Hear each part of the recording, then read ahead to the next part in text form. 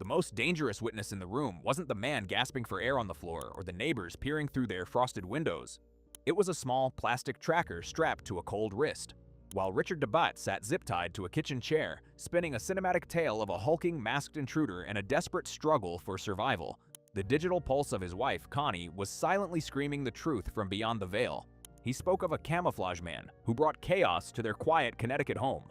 But the data told a story of a calculated, cold-blooded execution.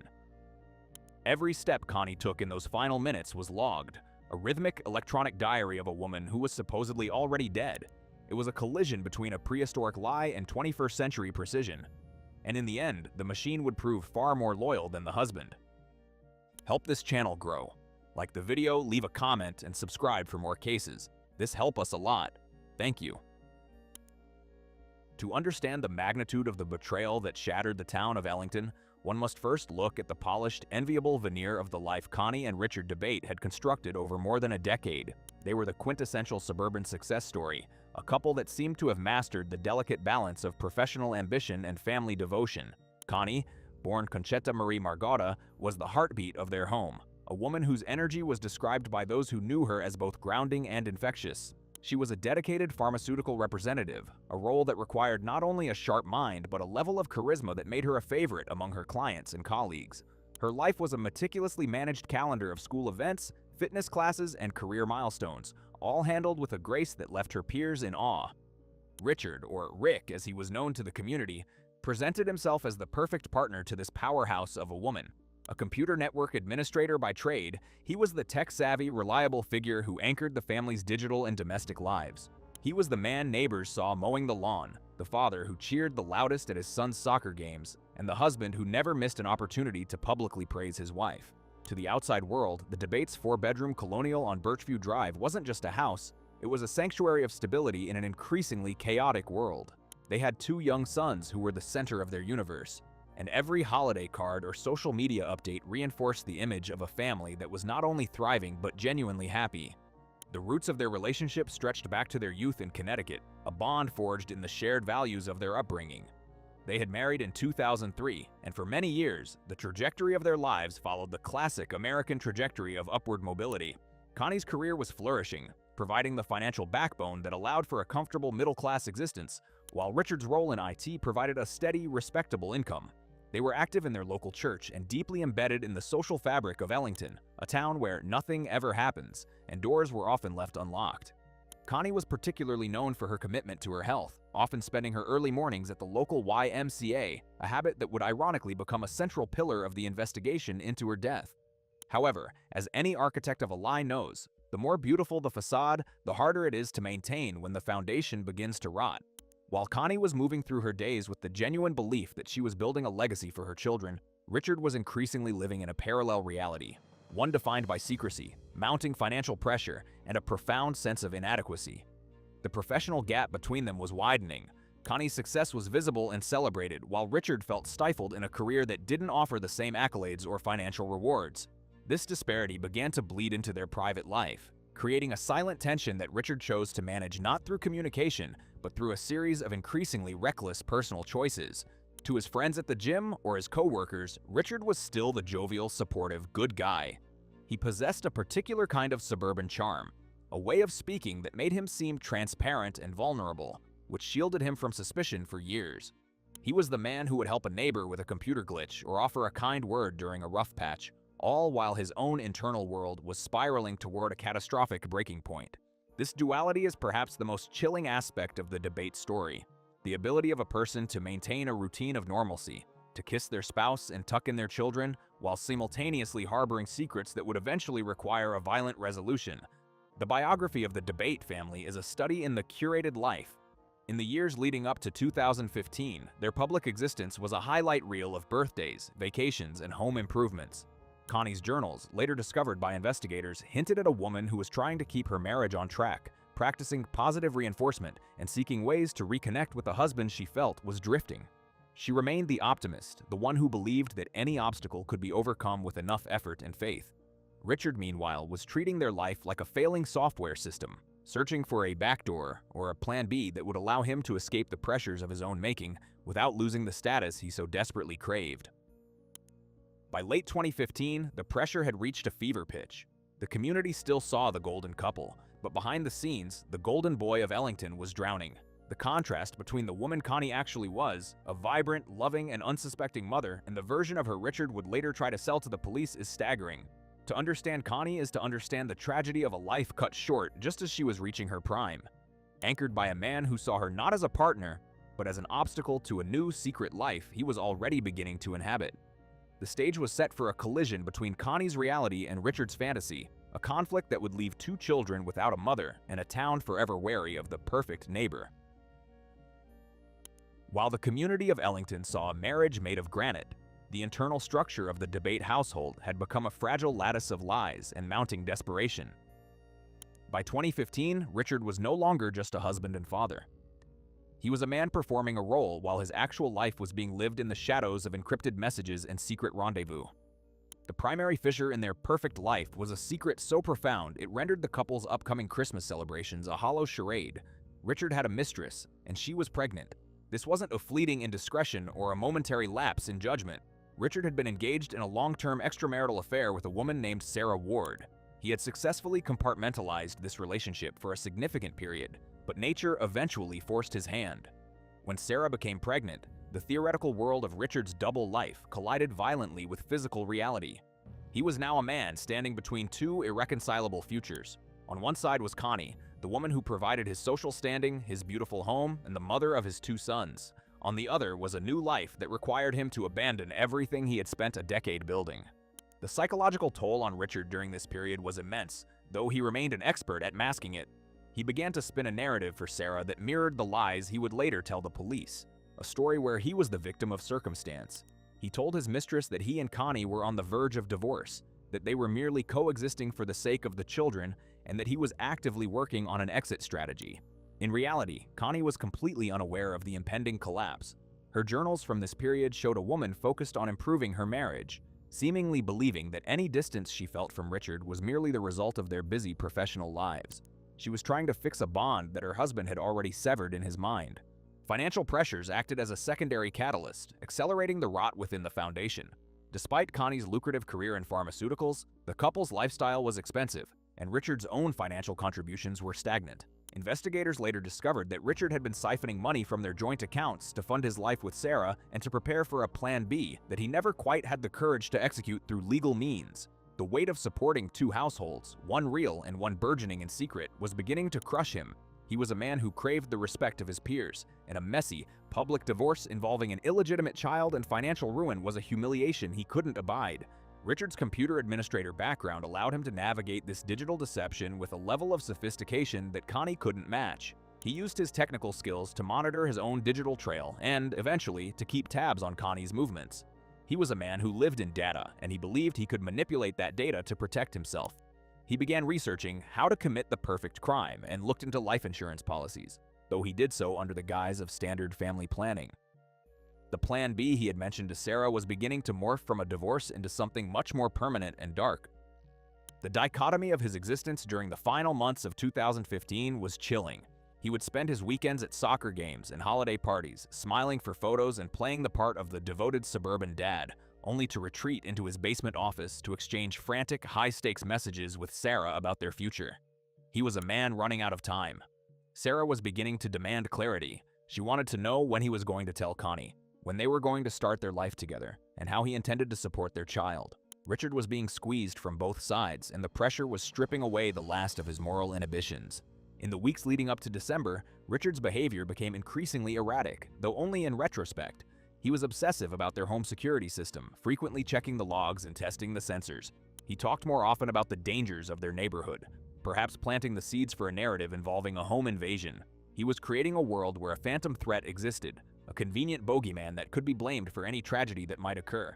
Connie, ever the pragmatist, seemed to dismiss these concerns as Richard's typical technical obsessiveness, never dreaming that the system meant to protect her was being studied as a tool for her demise. The psychological profile of Richard DeBate is one of extreme narcissism combined with a profound fear of failure. He couldn't be the man who failed his marriage, nor could he be the man who abandoned his pregnant mistress. He needed a solution that allowed him to remain the hero of his own story, a grieving widower who had fought valiantly against an intruder, rather than a disgraced husband who had destroyed his family. He viewed Connie not as a human being with whom he shared a life, but as a liability that needed to be liquidated.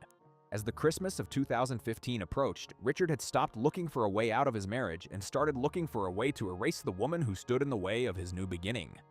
The cracks in the porcelain were no longer just superficial. The entire structure was waiting for a single violent blow to bring it all down. The morning of December 23, 2015, in Ellington, Connecticut, began with the deceptive quiet of a suburban winter. The air was biting, and the DeBate household on Birchview Drive was stirring with the typical, albeit slightly frantic, energy of a family preparing for the Christmas holiday. This was meant to be a day of final errands and festive anticipation, but for Connie DeBate, it would become a chronological map of her final moments, a map etched into the silicon of the device strapped to her wrist. Richard's version of that morning, which he would later recount to investigators with cinematic flair, painted a picture of a sudden, violent home invasion. He claimed he had left the house around 7:30 a.m. to head to work, only to realize he had forgotten his laptop. According to his statement, he returned home shortly after 9 a.m. to find a hulking intruder in the house, a man roughly 6 feet 2 inches tall, dressed in camouflage and a mask, possessing a voice that Richard described as deep and Vin Diesel-like. Richard alleged that this intruder had chased him through the house, eventually cornering him and Connie, who had just returned from her morning fitness class at the YMCA. In Richard's narrative, the intruder was a phantom of pure malice. He claimed the camouflage man had wrestled him into a chair, zip-tying his hands and feet before turning a weapon on Connie. Richard described hearing the chilling sound of a struggle in the basement, followed by a single, devastating gunshot. He claimed he had managed to fight back, eventually using a torch to burn the intruder, forcing the massive man to flee into the woods behind their home. It was a story of a husband's desperate, failed heroism, a tale designed to evoke sympathy and redirect the gaze of justice toward the surrounding forest. However, the digital reality of December 23rd was far less theatrical and infinitely more damning. The investigation would later reveal that the timeline Richard provided was not just inaccurate, it was physically impossible. The ghost in the machine, Connie's Fitbit, began to speak for her long after her voice had been silenced. While Richard claimed Connie had been chased and murdered shortly after 9 a.m., the data from her fitness tracker showed she was still moving, walking, and active until 10:05 a.m. This nearly hour-long discrepancy was the first major crack in Richard's facade.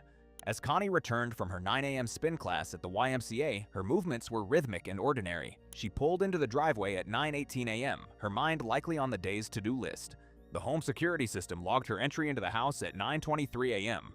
For the next 40 minutes, Connie moved about her home. The Fitbit recorded her taking steps, moving from room to room and eventually heading toward the basement. There was no sign of a struggle, no frantic spike in heart rate that would indicate she was being pursued by a masked giant. She was simply a woman at home, unaware that the person she trusted most was waiting for her with a .357 Ruger. While Connie was moving through the house, Richard's own digital footprint was becoming increasingly erratic.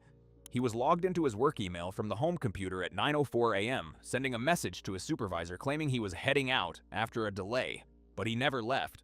Instead, he remained in the house, watching and waiting. The internal sensors of the home security system recorded movement in the basement at the exact time Connie descended the stairs. At 10:05 a.m., Connie's Fitbit recorded its final, singular burst of movement, a frantic 1,217 feet of distance covered in a short span, followed by absolute digital silence. The reconstruction of the shooting itself suggests a cold, calculated execution rather than a chaotic struggle. Connie was found in the basement, shot in the back and head. The trajectory of the bullets and the lack of defensive wounds indicated she never saw it coming. She had been hunted in her own home by a man who had spent the morning crafting an alibi on his laptop while she was at the gym. Richard had utilized his knowledge of their home's dead zones and security lag times, but he had forgotten one crucial variable: the wearable technology Connie never took off. After the shots were fired, the timeline became a frantic attempt by Richard to stage a crime scene. He had to transform a murder into a home invasion. He began the process of shuffling the house, toppling chairs, opening drawers, and creating the appearance of a struggle. He then zip-tied himself to a folding chair in the kitchen, carefully tightening the plastic strips just enough to appear restrained but loosely enough to maintain circulation. To add a layer of authenticity, he used a small butane torch to singe his own skin and clothing, hoping the marks would corroborate his story of a fiery confrontation with the camouflage man. At 10:11 a.m., Richard triggered the home's panic alarm. It was the signal for the final act of his play. He waited for the police to arrive, rehearsing the voice of the Vin Diesel intruder in his head, preparing to play the role of the traumatized survivor. When the first officers arrived on the scene, they found Richard on the floor, moaning for help, claiming his wife was in the basement and that the killer had just disappeared into the trees. He pointed toward the woods with a trembling hand, unaware that the device on Connie's wrist had already recorded his betrayal in a language of unalterable code. The Day X of the DeBate family was not a story of an intruder's cruelty, but of a husband's ultimate selfishness.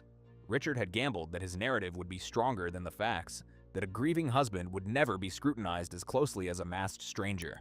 He had spent months living in a world of secret pregnancies and financial siphoning, and on December 23rd, he decided to delete the one person who anchored him to a reality he no longer wanted.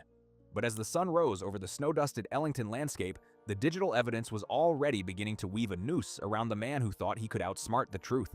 The silence in the basement was profound, but the data was just beginning to scream. When the first sirens began to wail through the crisp December air of Ellington, they carried with them the frantic urgency of a community's shattered peace. The police officers who turned onto Birchview Drive at approximately 10:16 a.m.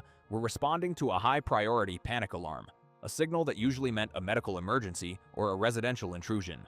What they found instead was a scene that felt ripped from the pages of a high-stakes thriller, yet possessed an underlying quality of artifice that some seasoned responders found immediately unsettling. The first officer through the door was met with the acrid, lingering scent of smoke, not the smell of a cozy hearth, but the sharp, chemical odor of scorched fabric and singed hair. In the kitchen, the sight was jarring. Richard DeBate was on the floor, still partially attached to a folding chair. He appeared to be a man who had barely survived a war zone. His clothing was torn and blackened in places, and he was vocalizing a rhythmic, guttural moan of distress. Plastic zip ties were looped around one of his wrists and ankles. Though even in those initial seconds, the responders noted a curious detail. The restraints were not tight enough to indent the skin or cut off circulation. Richard's hands were remarkably steady for a man who had allegedly just fought a giant. As paramedics began to assess Richard, his words tumbled out in a breathless, staccato rush. He pointed frantically toward the back of the house, toward the dense line of trees that buffered the property. He spoke of the camouflage man, a hulking, masked figure who had invaded their sanctuary, tortured him with a torch, and then disappeared into the winter woods. He pleaded with the officers to check the basement, his voice cracking as he whispered Connie's name. The theatricality of his delivery was intense. He played the role of the broken hero to the hilt, his eyes darting toward the exits as if he expected the Phantom to return at any moment. While one team stayed with Richard, a second group of officers descended into the basement. The temperature dropped as they moved away from the warmth of the kitchen, the silence of the lower level feeling heavy and suffocating. At the bottom of the stairs, the reality of the morning took its most brutal form. Connie DeBate lay on the concrete floor, her body still and small in the expansive, shadowed room. She was dressed in her gym clothes, the vibrant colors of her workout gear a haunting contrast to the gray environment. There were no signs of a struggle in the room, no overturned shelves or scuffed floors. It looked like an execution. The single bullet wound to her head and another to her back told a story of a woman who had been targeted with clinical precision. The paramedics quickly confirmed what the officers already sensed. Connie was gone. The discovery of the body shifted the energy of the scene from a rescue mission to a manhunt. Outside, the quiet suburb was transformed into a tactical command center. K-9 units were deployed, their barks echoing through the neighborhood as they began to sniff the perimeter for the scent of a 6'2" intruder in camouflage. State police helicopters hovered low over the Ellington woods, their thermal imaging cameras scanning the underbrush for the heat signature of a fleeing man. Officers established a perimeter, knocking on the doors of neighbors who were just beginning to set up their Christmas decorations. The community reaction was immediate and visceral. In a town like Ellington, the idea of a masked intruder stalking the woods was a nightmare made manifest. Parents called their children inside, locking doors that had remained open for decades. Rumors began to spread like wildfire through local group chats and social media. A killer on the loose, a targeted hit, a random act of violence. The fear was palpable. A cold fog that settled over the town as people watched the golden boy of Birchview Drive being loaded into an ambulance, his face a mask of grief and exhaustion. Yet, amidst the chaos of the search, the lead investigators were already noticing the glitches in Richard's narrative. As they walked the perimeter of the property, they found no footprints in the light dusting of snow that should have been left by a 250-pound man fleeing at high speed. The dogs, trained to track human scent, showed zero interest in the woods Richard had pointed to. Instead, they paced nervously around the house itself. Inside the garage, officers found Richard's lost laptop neatly tucked away and his wallet, items a robber would typically seize. The physical evidence within the house also began to tell a contradictory story. The struggle Richard described had left him with remarkably superficial injuries. minor singe marks that looked more like self-inflicted burns than the results of a torture session. The zip ties he claimed were forced upon him by a hulking stranger were found to be from a package already inside the home, and the way they were fastened suggested a person who had applied them to themselves while seated. Most glaringly, the basement door showed no signs of forced entry. The camouflage man seemed to have the ability to move through walls without leaving a trace. By the time the sun began to set on December 23rd, the massive manhunt was quietly being scaled back. The phantom in the woods remained a ghost, and the detectives' focus began to drift away from the trees and back toward the man in the hospital bed. They saw the way Richard's trauma seemed to vanish whenever he thought he wasn't being observed, only to return with redoubled intensity when a nurse or officer entered the room. The initial scene was a masterpiece of suburban noir, but the search had yielded nothing but a profound digital silence. The investigation was about to pivot from the physical world of footprints and sightings to the invisible world of data, a world where Richard DeBate's lies would have no place to hide. As the physical search for the camouflage man yielded nothing but empty woods and frustrated K-9 units, the investigators of the Connecticut State Police Western District Major Crime Squad turned their attention inward. They stopped looking at the horizon and started looking at the silicon. Richard DeBate had spent his career as a computer network administrator, a man who lived in the world of routers, IP addresses, and encrypted logs. He likely believed he was the smartest person in any room involving technology, but he had committed a fatal error. He underestimated the loyalty of the devices he had integrated into his family's daily life. The digital inquest began with the heart of the case, the Fitbit Alta found on Connie's wrist. To a layman, it was a simple fitness tracker. To the detectives, it was a black box flight recorder of her final hour. When forensic analysts synced the device, the data it spit out was nothing short of a digital scream from the grave. Richard's narrative required Connie to be dead or incapacitated shortly after 9 a.m. to fit the timeline of his heroic struggle. However, the Fitbit recorded Connie's heart beating and her legs moving with casual regularity until 10:05 a.m. It showed her traveling 1,217 feet within the house during a period when Richard claimed she was being held at gunpoint or already murdered in the basement. The device didn't just contradict him, it rendered his entire camouflage man story a physical impossibility, but the Fitbit was only the first witness to testify against him. The investigators widened their digital net, sweeping up data from every connected corner of the house. They turned to the home's security system, a sophisticated array of sensors and alarms that Richard himself had managed. The logs showed that the garage door opened at 9:18 a.m., marking Connie's return from the YMCA. More importantly, the internal motion sensors told a story of isolation, not intrusion. From 9 a.m. until the panic alarm was triggered at 10:11 a.m., only 2 people were detected moving inside the residence. There were no sensors triggered in the escape routes Richard described. No door opened to allow a 250-pound giant to vanish into the trees.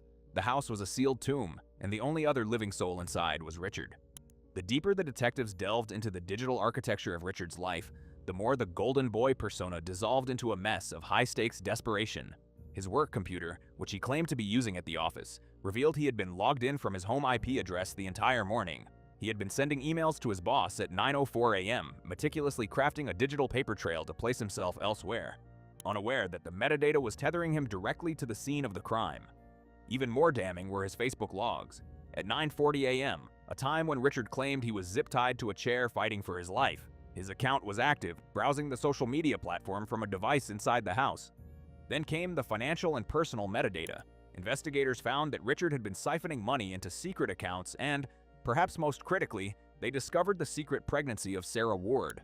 They found the text messages where Richard promised his mistress that a divorce was imminent, that he was working on Plan B, and that they would be together soon. The digital inquest had uncovered a motive far more ancient than a random robbery. A man desperate to erase his current life to fund a new one without the social or financial stain of a public divorce. As the state police presented these findings, the social echo in Ellington began to shift.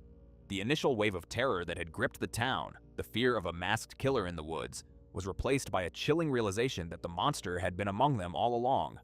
Neighbors who had initially offered Richard soup and sympathy now looked at the Colonial on Birchview Drive with a sense of profound betrayal. The red herrings Richard had scattered, the mention of Vin Diesel voices and burning torches were seen for what they were, the frantic, cinematic improvisations of a guilty man. The investigation was no longer about a manhunt. It was about the meticulous reconstruction of a digital timeline that left Richard with 0 seconds of unaccounted for time. Every step Connie took was a mark against him. Every email he sent was a link in his own shackles.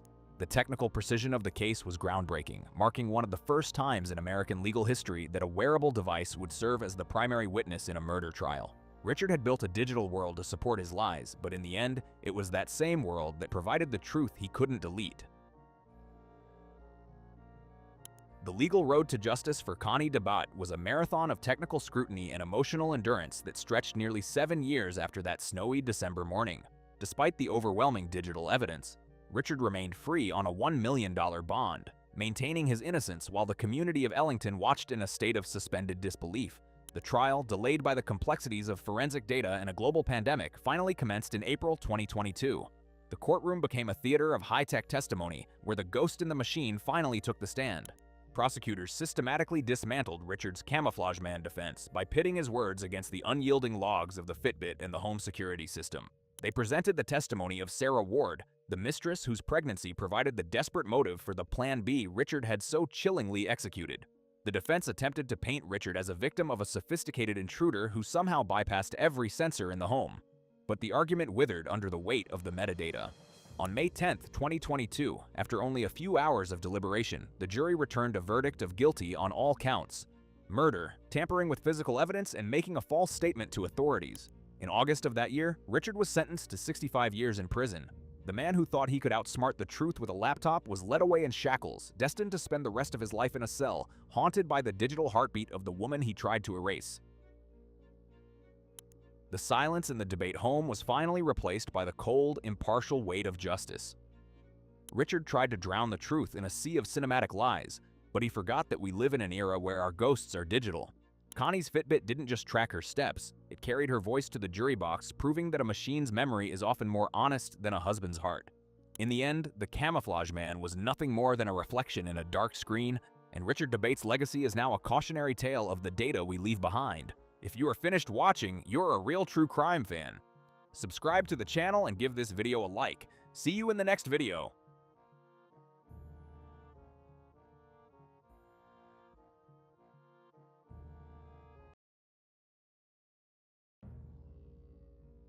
The air on the 35th floor of the Spire San Diego was thick, heavy with the sharp metallic tang of spent gunpowder.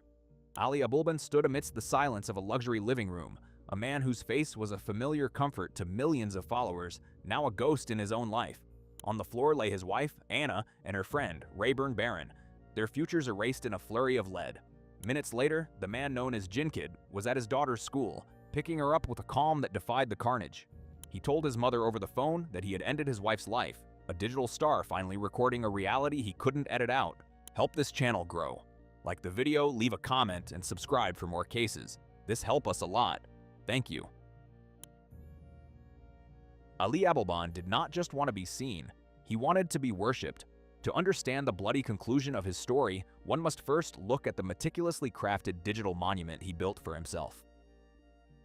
Born in 1992, Ali grew up in a world that was rapidly shifting toward the screen, and he found his calling in the art of imitation. He was a man of 1,000 voices, a human chameleon who could shift from the gravelly tones of Al Pacino's Tony Montana to the stilted, uncanny dialogue of a non-player character from a video game. By the time he reached his late 20s, he had found his stage on TikTok under the handle JinnKid. His content was a specific kind of genius that resonated with millions. He specialized in Skyrim and real-life parodies, videos where he mimicked the jerky movements, repetitive dialogue, and awkward physics of the famous role-playing game. To his followers, he was a source of endless entertainment, a creative force who seemed to possess a boundless reservoir of energy. He wasn't just another face in the crowd. He was a creator with nearly 1 million followers, a man whose likes were counted in the tens of millions. Every notification on his phone was a hit of dopamine, a digital confirmation that he was the center of the universe. But the JinnKid persona was a shell, a brightly colored mask hiding a psyche that was beginning to rot under the pressure of its own vanity. Behind the scenes, the man who made millions laugh was becoming a volatile, controlling presence in the life of his wife, Anna Abulban. The two had met years earlier, their relationship beginning in a whirlwind of young love and shared ambition. Anna was vibrant, beautiful, and possessed a quiet strength that Ali initially found grounding. They married and eventually had a daughter, creating a family unit that on social media looked like the ultimate success story. The move to San Diego was supposed to be the coronation of their new life. They settled into the Spire, a gleaming glass and steel luxury apartment complex in the East Village, where the floor-to-ceiling windows offered a panoramic view of the city they intended to conquer. To the world, they were the Ia couple, the charismatic content creator and his stunning wife. But as Ali's fame grew, so did his hunger for control. He began to view his life through the same lens as his videos. Everything had to be scripted. Everything had to be under his direction. Ali's transition from a mimic to a monster was fueled by a toxic cocktail of sudden wealth, ego, and substance abuse. He began to lean heavily on cocaine, a drug that amplified his natural intensity into a jagged, unpredictable paranoia. The high-rise apartment, once a symbol of their achievement, became a gilded cage for Anna. Ali wasn't just checking her phone, he was auditing her existence. He became obsessed with the idea that she was unfaithful. Convinced that her beauty, the very thing he bragged about to his followers, was a weapon she was using against him. The cracks in the facade weren't just internal. Ali's behavior started to spill over into the public eye. There were reports of domestic disturbances, of neighbors hearing the muffled sounds of shouting through the thick walls of the spire. The JinnKid was losing his grip on the narrative. In his mind, he was a superstar, a man who deserved total devotion. In reality, he was becoming a domestic abuser who couldn't handle a world that didn't revolve around his ego. He began to treat Anna not as a partner, but as a piece of property that was malfunctioning. If she went out with friends, he demanded a play-by-play of her evening. If she didn't answer a text within seconds, he would spiral into a rage. He was a man who spent his days imitating others, yet he seemed to have no understanding of how to be a human being to the woman he claimed to love. He was obsessed with his brand, and in his twisted logic, Anna's growing independence was a threat to that brand. By late 2021, the digital celebrity was effectively living a double life. On camera, he was still the energetic, hilarious JinnKid, posting videos that racked up hundreds of thousands of views. Off camera, he was a man who stayed up for days in a cocaine-induced haze, pacing the 35th floor apartment, listening for whispers that weren't there. He was convinced that the world was trying to take what was his. The tragedy of Ali Abalban is rooted in this fundamental disconnect. He had spent so much time curating a version of himself for the masses that he began to believe his own hype.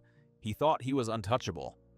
He thought the rules of basic human decency didn't apply to a man of his stature. As his marriage crumbled, he didn't see a woman who was hurting or a child who was witnessing a nightmare. He saw a rebellion that needed to be crushed. He was the director of his own life, and he was ready to write a final, violent act to ensure that no one else could ever claim the spotlight he felt belonged solely to him. To understand the roots of the tragedy that would eventually stain the ivory floors of a San Diego high-rise, one must look back to the mid-Atlantic coast, back to a time when the name JinnKid was nothing more than a private joke and the world had not yet been invited into the Abalban household. It was in the Virginia and Maryland area, roughly 8 years before the final curtain call, that Ali Abalban first crossed paths with Anna Marie. At the time, she was a young woman whose presence was described by friends as magnetic, possessing a warmth that seemed to instinctively fill the cold gaps in Ali's often volatile personality. To Ali, Anna wasn't just a partner. She was a witness to the greatness he was certain he would one day achieve. The early years of their relationship were characterized by the kind of intense, suffocating romance that often precedes a storm. Ali was a man who lived for the reaction, the laugh, the gasp, the applause. And in Anna, he found his most dedicated audience. She supported his early forays into comedy, helping him film low-budget skits in their modest apartment, oblivious to the fact that she was helping build the very platform that would eventually become her prison. Their wedding in 2017 was a celebration of two people who seemed destined for a larger stage. When their daughter was born, it appeared as though the final piece of the traditional American dream had snapped into place. But the foundation was already beginning to crack under the weight of Ali's burgeoning ego. By 2020, as the world retreated behind screens, Ali's digital persona began to explode. The more the likes poured in, the more he began to treat his home life as an extension of his content. He was no longer just a husband, he was a brand. Anna, who had once been his co-pilot, found herself relegated to the role of a background character, a prop in the JinnKid show. The move to San Diego in early 2021 was framed as a fresh start, a coronation of their success. They chose the Spire San Diego, a luxury skyscraper in the heart of the East Village, where the rent alone was a staggering figure that demanded a constant stream of viral content to maintain. Life on the 35th floor was a study in chrome, glass, and curated deception. From the outside, the Abalbans were living the life millions of TikTok users envied. They were young, wealthy, and beautiful. But inside that glass tower, the atmosphere was becoming increasingly toxic. Ali had begun to descend into a heavy, frequent use of cocaine, a habit that turned his natural intensity into a jagged, relentless paranoia. He began to accuse Anna of wanting to sabotage his career, claiming that her growing desire for a social life outside of his shadow was a sign of impending betrayal. The dynamic between them shifted from love to a high-stakes psychological game of cat and mouse. Ali grew obsessed with his wife's appearance, yet he loathed the attention it brought her from others. He began to monitor her movements with the precision of a private investigator. Every time she left their luxury apartment to meet friends, he would demand a live location update. If she was 5 minutes late, the quiet hum of their high-end appliances would be shattered by his accusations. He told her that she was nothing without him, that her lifestyle, her friends, and even her identity were gifts he had bestowed upon her through his hard work and fame. Anna, however, was beginning to wake up from the dream.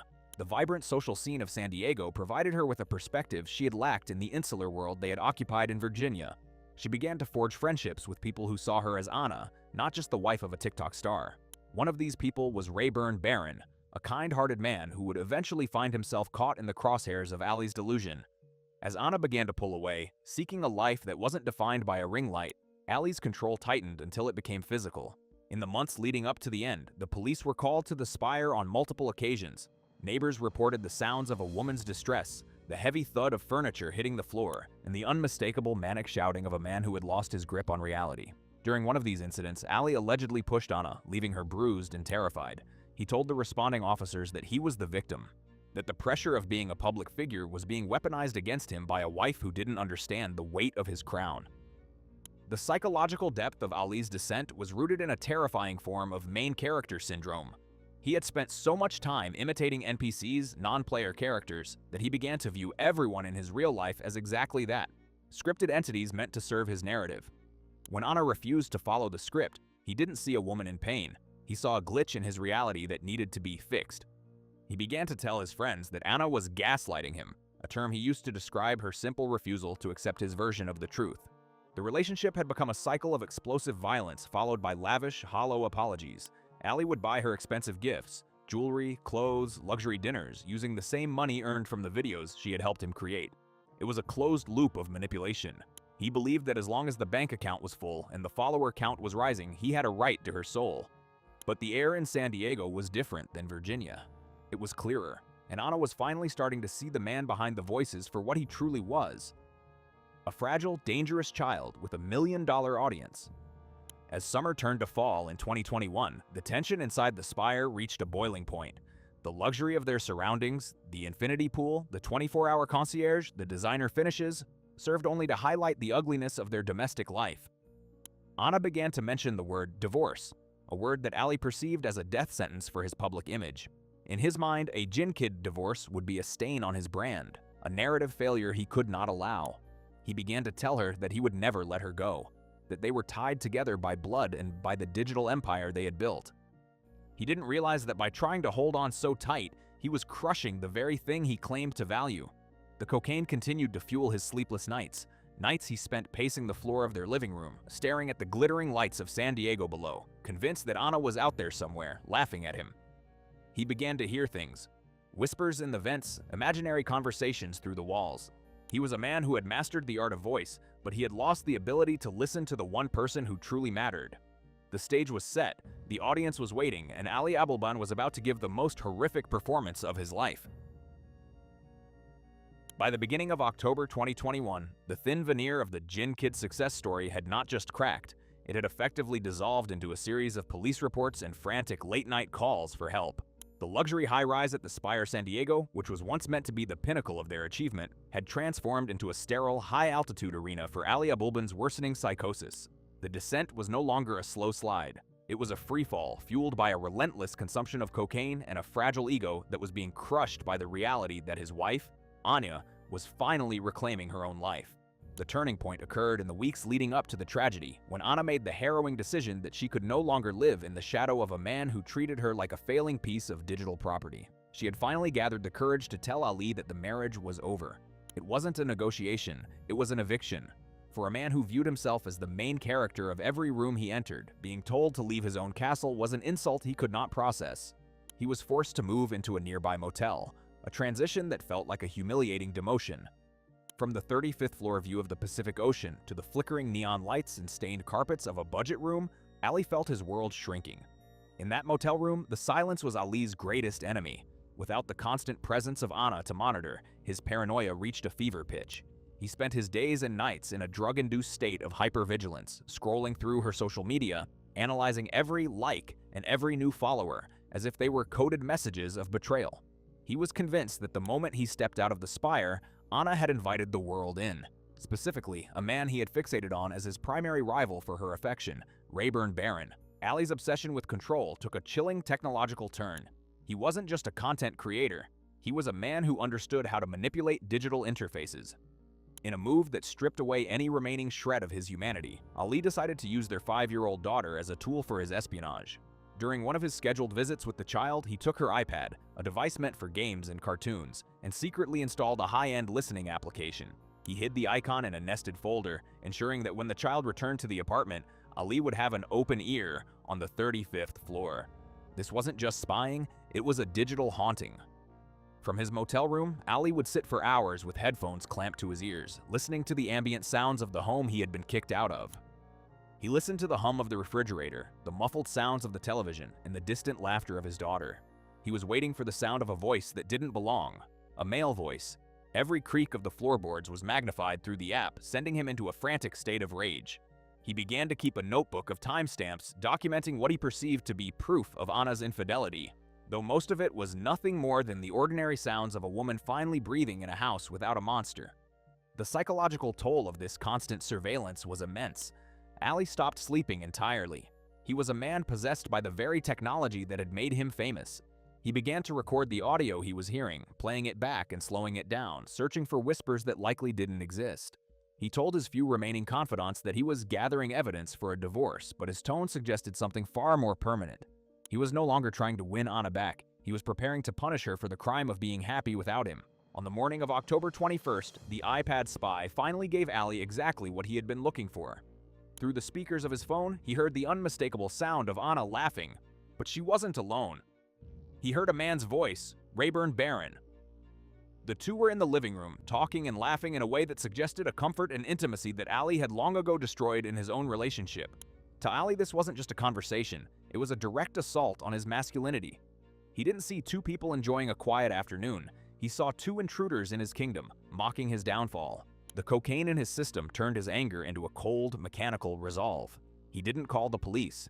He didn't call a lawyer. He didn't even yell into the phone. Instead, he grabbed his keys and a loaded handgun. He drove toward the spire with the focused intensity of a man on a mission, his mind replaying the audio he had just heard on a loop. The drive from the motel to the East Village was short, but in those few minutes, Ali Abulban ceased to be a father or a husband. He was a man who had decided that if he couldn't control the narrative of his life, he would simply end the story altogether. The security of the spire was supposed to be impenetrable, a selling point for the wealthy residents who valued their privacy. But Ali still had his key fob. He moved through the lobby with the practiced ease of a resident, avoiding eye contact with the concierge, his heart hammering against his ribs in a syncopated rhythm with the drug-induced tremors in his hands. He stepped into the elevator, the same elevator where he had filmed countless lighthearted videos for his followers, and pressed the button for the 35th floor. As the elevator ascended, Ali stared at his reflection in the polished chrome doors. He looked like the man millions of people admired, but the eyes looking back were hollowed out by days of stimulant abuse and a singular murderous purpose. He was convinced that he was the victim. In his warped reality, Anna was the one who had committed the ultimate violence by moving on. He felt a sense of righteous indignation as the elevator chimed, signaling his arrival at the 35th floor. He stepped out into the quiet, carpeted hallway. He could hear his own breathing, heavy and ragged. He walked toward apartment 3502, the fob in his hand cold and heavy. He hesitated for only a second before swiping the card. The electronic lock clicked, a small, sharp sound that echoed like a starter pistol in the hallway. The door swung open, and the bright afternoon sun streaming through the floor-to-ceiling windows momentarily blinded him, but he didn't need to see. He could hear them. They were right there, in the living room, unaware that the digital ghost they had been living with for the last week had finally manifested in the flesh. Ali entered the room not as a man looking for answers, but as a predator who had already decided on the outcome. The space was exactly as he remembered it, yet entirely different because he was no longer the center of it.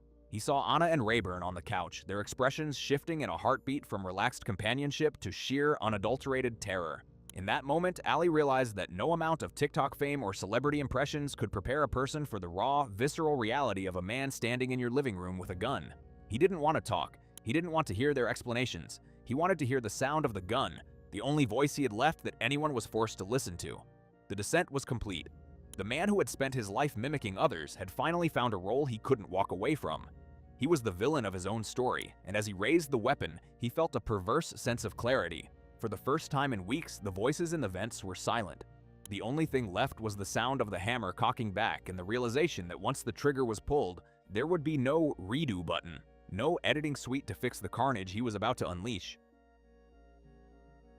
The silence of apartment 3502 was not broken by a shout or a plea, but by the mechanical, rhythmic succession of gunfire. When Ali Abulban stepped into that sun-drenched living room on the afternoon of October 21st, 2021, he wasn't looking for a confession or an apology. Through the hidden app on his daughter's iPad, he had already played the role of the judge and jury from his motel room. Now, he had arrived to be the executioner. Anna and Rayburn Barron were seated on the sofa, caught in a moment of mundane human connection that Ali's drug-addled mind had twisted into a grand betrayal. The transition from the peaceful hum of a San Diego afternoon to a state of absolute carnage took only seconds.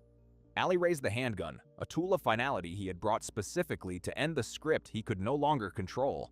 He fired first at Rayburn, the man he had cast as the antagonist in his mental drama.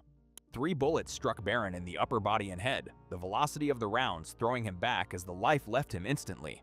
Then Ali turned the barrel toward the woman he had once promised to protect. Anna, the mother of his child and the witness to his rise, was now just a target. He fired a single, devastating shot that struck her directly in the forehead. There was no hesitation, no flicker of the JinnKid charm, only the cold, blank stare of a man who had completely devalued human life in favor of his own ego. As they slumped onto the floor, the metallic scent of blood began to compete with the smell of gunpowder in the high-rise air. What followed was perhaps the most chilling display of Ali's psychological detachment. Instead of fleeing in a panic or collapsing in remorse, he reached for his phone, not to call for help, but to document the scene. He stood over the bodies and recorded a video of the aftermath, a final, gruesome upload that he would later send to his mother.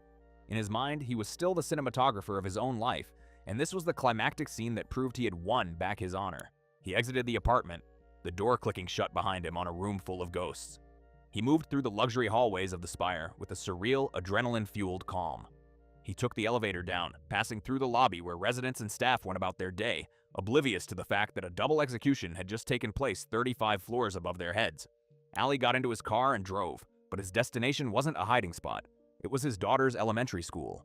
The image of Ali Abulban picking up his 5-year-old daughter while the blood of her mother was still fresh on his mind is a detail that haunts the investigators to this day.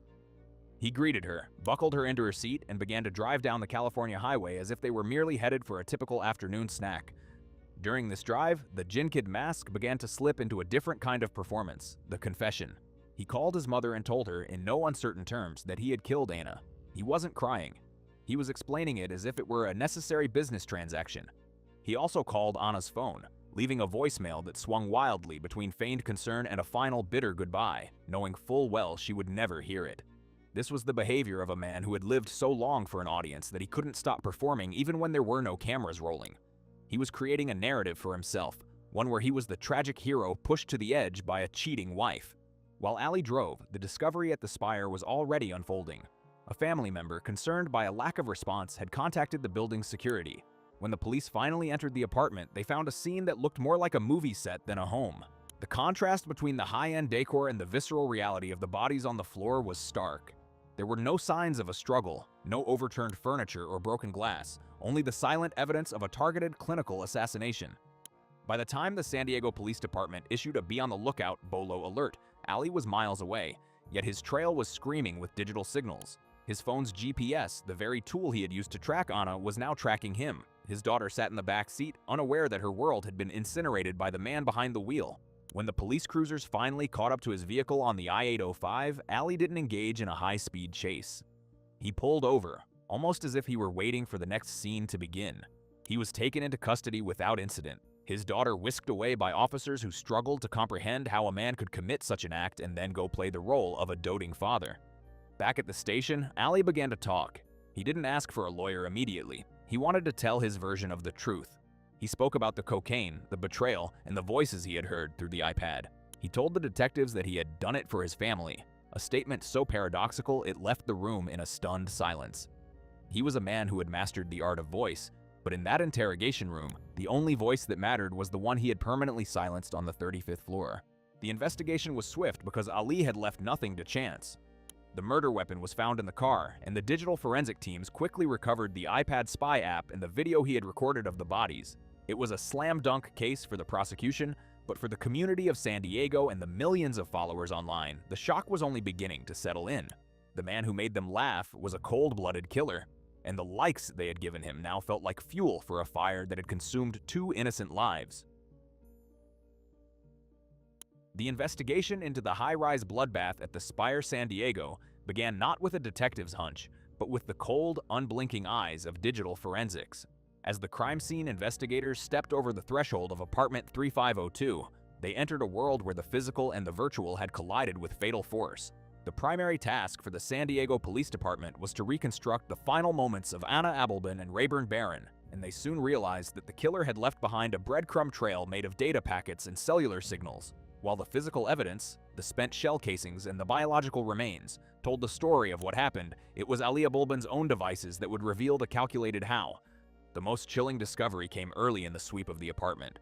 Investigators recovered an iPad belonging to the Abelbin's 5-year-old daughter. At first glance, it appeared to be a typical child's device, filled with educational apps and colorful games. However, a deep dive by the department's cyber crimes unit revealed a sophisticated listening application hidden deep within a nested folder of harmless icons.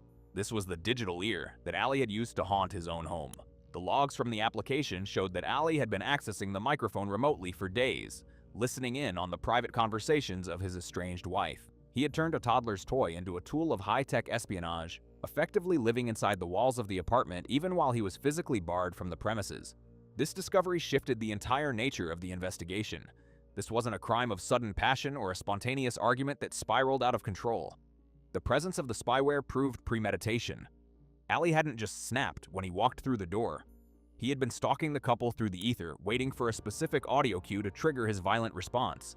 The prosecution would later use this to dismantle any defense claim of temporary insanity or a heat-of-the-moment reaction. Every time Ali logged into that app, he was making a conscious choice to feed his obsession, building a mental case against his wife that only he could hear. Beyond the iPad, the detectives turned their attention to the JinnKid himself. In the hours following his arrest, Ali was surprisingly loquacious. He didn't just confess to the shooting, he attempted to justify it with a terrifying degree of narcissism. During his interrogations, he spoke about his fame as if it were a shield, suggesting that the pressure of his million-follower reach had somehow forced his hand. He painted a picture of himself as a man pushed to the brink by Anna's alleged infidelity, though the digital evidence told a different story. The incriminating audio he claimed to have heard, the sounds he used to justify the double execution, contained nothing more than 2 people talking and laughing. In Ali's distorted reality, a wife's laughter in the presence of another man was a capital offense. The forensic team also recovered a video from Ali's phone that chilled even the most seasoned officers to the bone. Moments after the shots were fired, while the air in the living room was still heavy with the smell of cordite, Ali had stood over the bodies and hit record. He captured the raw, unedited carnage of his handiwork. There was no remorse in the footage, only a sense of grim satisfaction. He had sent this video to his mother, a move that investigators interpreted as a final desperate attempt to seek validation for his actions. To Ali, the world was a stage, and even a double murder was a scene that required a record for his audience. The ballistic evidence was equally damning. The handgun recovered from Ali's vehicle matched the shell casings found at the Spire. The trajectory of the bullets confirmed that the victims had been caught completely off guard. Rayburn Barron had been shot 3 times at close range, while Anna had been killed by a single clinical shot to the head. There was no evidence of a struggle, no defensive wounds on either victim, and no signs that they had even seen Ali coming before the lead started flying. It was an ambush in every sense of the word. As the detectives worked to build the timeline, they utilized the Spire's extensive security camera network. The footage showed Ali entering the building with a purpose that belied his cocaine-induced state. He didn't look like a man in a panic, he looked like a man going to work. He moved through the lobby with a calm, practiced gait, utilizing his key fob with an efficiency that showed he still considered himself the master of that domain. The cameras caught him in the elevator, staring at his reflection, perhaps checking his mask one last time before the final performance. The coldness of his movements on tape served as a powerful counter-narrative to his later claims of emotional distress. The social media aspect of the case added a layer of modern complexity that the investigators had rarely seen. Thousands of people who had followed JinnKid began to flood the department's tip lines and social media pages. Some were fans in denial, while others provided screenshots of Ali's increasingly erratic behavior in the weeks leading up to the murders. They described live streams where he seemed glassy-eyed and aggressive, and posts that hinted at a dark, possessive streak. This digital crowdsourcing of the investigation helped the police understand the psychological state of the killer. It became clear that Ali had been spiraling in public for months, using his platform to vent his frustrations and signal his intent to anyone who was paying close enough attention. The investigation also touched on the tragic reality of domestic violence. Detectives reviewed the previous calls to the apartment, finding a pattern of escalating abuse that Anna had tried to escape. They found that she had reached out to friends, expressing her fear that Ali was going crazy and that he wouldn't let her go. This context was crucial. It proved that the murders weren't an isolated incident, but the predictable endpoint of a cycle of control and intimidation. Anna hadn't just been a victim of a shooting, she had been a prisoner of a digital star who couldn't handle the loss of his most important follower. By the time the file was handed over to the district attorney, the case against Ali Abulban was a mountain of ironclad evidence. They had the confession, the murder weapon, the eyewitness accounts of the building staff, the security footage, the daughter's testimony regarding the iPad spy, and the horrific video Ali took of the bodies. But more than that, they had the why. They had the story of a man who had become so addicted to the artificial validation of the internet that he had lost the ability to distinguish between a like and a life. The investigation had successfully pulled back the curtain on the JinnKid persona, revealing a small, violent man who had traded his family's future for a final, horrific moment of control. As the detectives closed their notebooks, the spire remained a silent sentinel over San Diego. The luxury apartment 3502 was no longer a home, but a sterile capsule of a tragedy that had been broadcast, monitored, and executed through the very devices that were supposed to connect us. The investigation was over, but the digital echo of Ali Abulban's paranoia would remain, a haunting reminder that in the age of the influencer, the most dangerous masks are the ones we wear for ourselves. The trial of Ali Abulban was not merely a legal proceeding. It was a final, desperate performance by a man who refused to cede the spotlight. As he sat at the defense table, the JinnKid persona occasionally flickered back to life, though now it was twisted by a volatile, unscripted rage.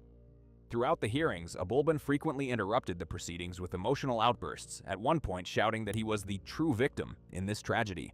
He attempted to argue that his drug-induced paranoia and the betrayal he perceived through the listening device on his daughter's iPad should mitigate his guilt. However, the prosecution remained unmoved, presenting the jury with the undeniable evidence of his meticulous stalking and the clinical nature of the executions. The most damning moment arrived when the jury was shown the video Ali had recorded of the bodies, a piece of evidence that stripped away any pretense of a man in shock. In May 2024, the jury reached a swift verdict, finding Ali Abulban guilty on 2 counts of first-degree murder. During the sentencing phase, the judge's words were as sharp as the bullets Ali had fired. He described the defendant as a man whose narcissism had reached a level of profound depravity. In June 2024, Ali was sentenced to 2 consecutive life terms without the possibility of parole, plus an additional 50 years for the firearm enhancements. As he was led away in shackles, the digital star was finally silenced, facing a reality where there are no likes, no followers, and no way to edit the consequences of his horrific choices. The Spire. San Diego stands as a silent witness to a life traded for a digital phantom. Anna Abulban and Rayburn Barron were not characters in a skit. They were vibrant souls whose light was extinguished by a man who couldn't separate his brand from his pulse. Ali Abulban remains behind bars, his millions of likes replaced by the cold tally of prison days. The JinnKid is gone, leaving only a haunting lesson. When we live for an audience, we risk losing the humanity that makes us real. If you are finished watching, you're a real true crime fan. Subscribe to the channel and give this video a like. See you in the next video.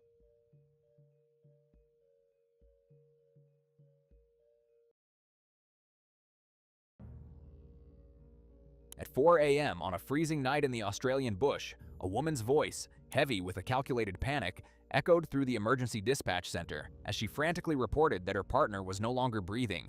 Paramedics racing toward the remote sheep station believed they were answering a tragic cry for help. But the truth lay buried in a smartphone. While Matthew Perry lay dying, Natasha Darcy wasn't praying for a miracle. She was calmly Googling how long it takes for a human heart to stop. Help this channel grow. Like the video, leave a comment, and subscribe for more cases. This helps us a lot. Thank you. To understand the tragedy that unfolded at the Pandora sheep station, one must first understand the man who built his life upon its rugged soil. Matthew Perry was the quintessential Australian grazier, a man of the land whose hands were calloused by decades of hard labor and whose spirit was deeply intertwined with the rolling hills of Walcha, New South Wales. Born into a respected local family, Matthew was known throughout the tight-knit community as a straight shooter. He was a man of few words but immense action, a hard worker who didn't just manage his property, he lived for it. Friends and neighbors described him as a generous soul, the kind of person who would drop everything to help a fellow farmer in need, yet someone who carried a quiet, internal dignity. By his late 40s, Matthew had established himself as a successful primary producer, but the isolation of the rural lifestyle often left a void that even the most productive day on the station couldn't fill. He was a man looking for companionship, for someone to share the sunsets over the Great Dividing Range, and perhaps for a partner who would appreciate the legacy he was building. In 2014, that search appeared to end when he met Natasha Darcy. To Matthew, Natasha seemed like a breath of fresh air, an attractive, seemingly capable woman who wasn't afraid of the demands of country life. She moved into the Pandora property with an ease that suggested she was ready to embrace the role of a grazier's partner. However, behind the facade of the supportive companion lay a history that the trusting Matthew could never have imagined. Natasha was not just a woman seeking a new start. She was a woman with a past defined by manipulation, financial desperation, and a disturbing lack of empathy that had already seen her brush against the edge of the law in spectacular fashion. The people of Walcha saw a couple building a life together, but if they had looked closer at Natasha's history, the warning signs would have been blinding. Years before she ever set foot in Walcha, Natasha had already demonstrated a penchant for what can only be described as predatory behavior. In one particularly chilling incident from her past, she had been involved in a honey trap scheme, where she used her feminine wiles to lure a man into a vulnerable position only to rob him. Even more telling was an event involving her previous husband. During a period of domestic turmoil, Natasha had drugged her then-husband and set fire to their family home while he lay unconscious inside. She had watched the flames take hold, an act of calculated destruction that resulted in her conviction for professional arson. She was a woman who saw people not as individuals with feelings, but as obstacles to be removed or assets to be liquidated. By the time she met Matthew, Natasha was a convicted criminal who had learned how to sharpen her mask. She knew how to play the part of the devoted lover while simultaneously scanning her environment for the next opportunity. She didn't just want a relationship, she wanted security. And in Matthew Perry, she saw a man with significant assets, a valuable sheep station, a substantial inheritance, and a life insurance policy that represented a literal fortune. The quiet town of Walcha, with its slow pace and trusting inhabitants, was the perfect hunting ground for a woman of her caliber. She integrated herself into Matthew's life with surgical precision, becoming his bookkeeper and managing the farm's finances. This was a critical move. It gave her full visibility into his net worth and, more importantly, the power to manipulate the flow of money. As the months turned into years, the financial reality of the Pandora station began to shift under Natasha's management. While Matthew was out in the paddocks tending to his flock, Natasha was behind a computer screen, watching the balances fluctuate and feeling the walls of her own financial dissatisfaction closing in. She wasn't content with the slow, steady growth of a primary producer's life. She wanted more, and she wanted it immediately. The community of Walcha noticed that Matthew seemed more stressed, more withdrawn, but they attributed it to the pressures of farming in a volatile climate. They had no idea that the real drought was happening inside his own home, a psychological and financial erosion orchestrated by the woman he shared his bed with. Natasha's previous successes with fire and sedatives had taught her a dangerous lesson, that with enough planning, she could escape the consequences of her actions. She began to view Matthew not as a partner, but as a ticking clock. To her, every day he drew breath was another day she was trapped in a life of labor that she felt was beneath her. She began to obsess over the details of his will, his superannuation, and the exact legal requirements for an inheritance to be triggered. Her mind, already primed by a history of arson and robbery, began to churn with a singular, dark purpose. She wasn't just looking for a way out, she was looking for a way up, and she was willing to walk over Matthew's grave to get there. The biography of Natasha Darcy is a study in escalating sociopathy. She didn't become a monster overnight. She was a predator who had spent years testing the boundaries of what she could get away with. From the honey trap robberies to the drugging and burning of her previous husband's house, her life was a trail of broken people and charred remains. When she arrived in Walcha, she wasn't looking for love. She was looking for a final score. Matthew Perry, with his big heart and his valuable land, was simply the next target on a list that Natasha had been writing for a very long time. As the winter of 2017 approached, the quiet grazier had no idea that the woman he loved was no longer researching sheep breeds or wool prices. She was meticulously studying the mechanics of death. The integration of Natasha Darcy into the life of Matthew Perry was not a sudden explosion, but a slow, methodical osmosis. When she first arrived at the Pandora Sheep Station, she presented herself as a woman who had finally found her sanctuary. To the locals in Walcha, a town where your reputation is often inherited through generations, she was an enigma, but one they were willing to accept because of their deep respect for Matthew. They saw him smile more. They saw the farmhouse, once a bachelor's utilitarian dwelling, begin to take on the touches of a shared home. But within the walls of that farmhouse, the atmosphere was far from the pastoral ideal the community imagined. The relationship was built on a foundation of profound inequality, where Matthew's openness was met with Natasha's ironclad secrecy. As they settled into a routine, Natasha made it her priority to become indispensable to the operation of the station. She didn't just want to be the woman who lived there, she wanted to be the one who controlled the gears. She convinced Matthew to let her handle the bookkeeping, a task he found tedious and secondary to the physical demands of managing thousands of sheep across a sprawling, rugged terrain. This was the moment the trap was truly set. By taking over the ledgers, Natasha gained a panoramic view of Matthew's financial world. She saw the value of the land, estimated at roughly $3.5 million, the livestock assets, and the various insurance policies designed to protect the legacy of the Perry name. But she also saw something that frustrated her predatory instincts. Matthew was land-rich but cash-poor. In the world of Australian agriculture, wealth is often tied up in the dirt and the wool, accessible only through years of grueling work or the finality of a sale. For Natasha, the prospect of waiting decades for a steady trickle of income was an unbearable sentence. The financial tension began to simmer beneath the surface of their daily lives. Natasha had a taste for a lifestyle that the Pandora station simply could not provide in its current state. She wanted the luxury, the travel, and the status that she believed she deserved, and she grew increasingly resentful of the drudgery of farm life. She began to view the sheep, the fences, and even the very soil as obstacles standing between her and the millions of dollars locked within the estate. This resentment manifested in a subtle psychological erosion of Matthew's confidence.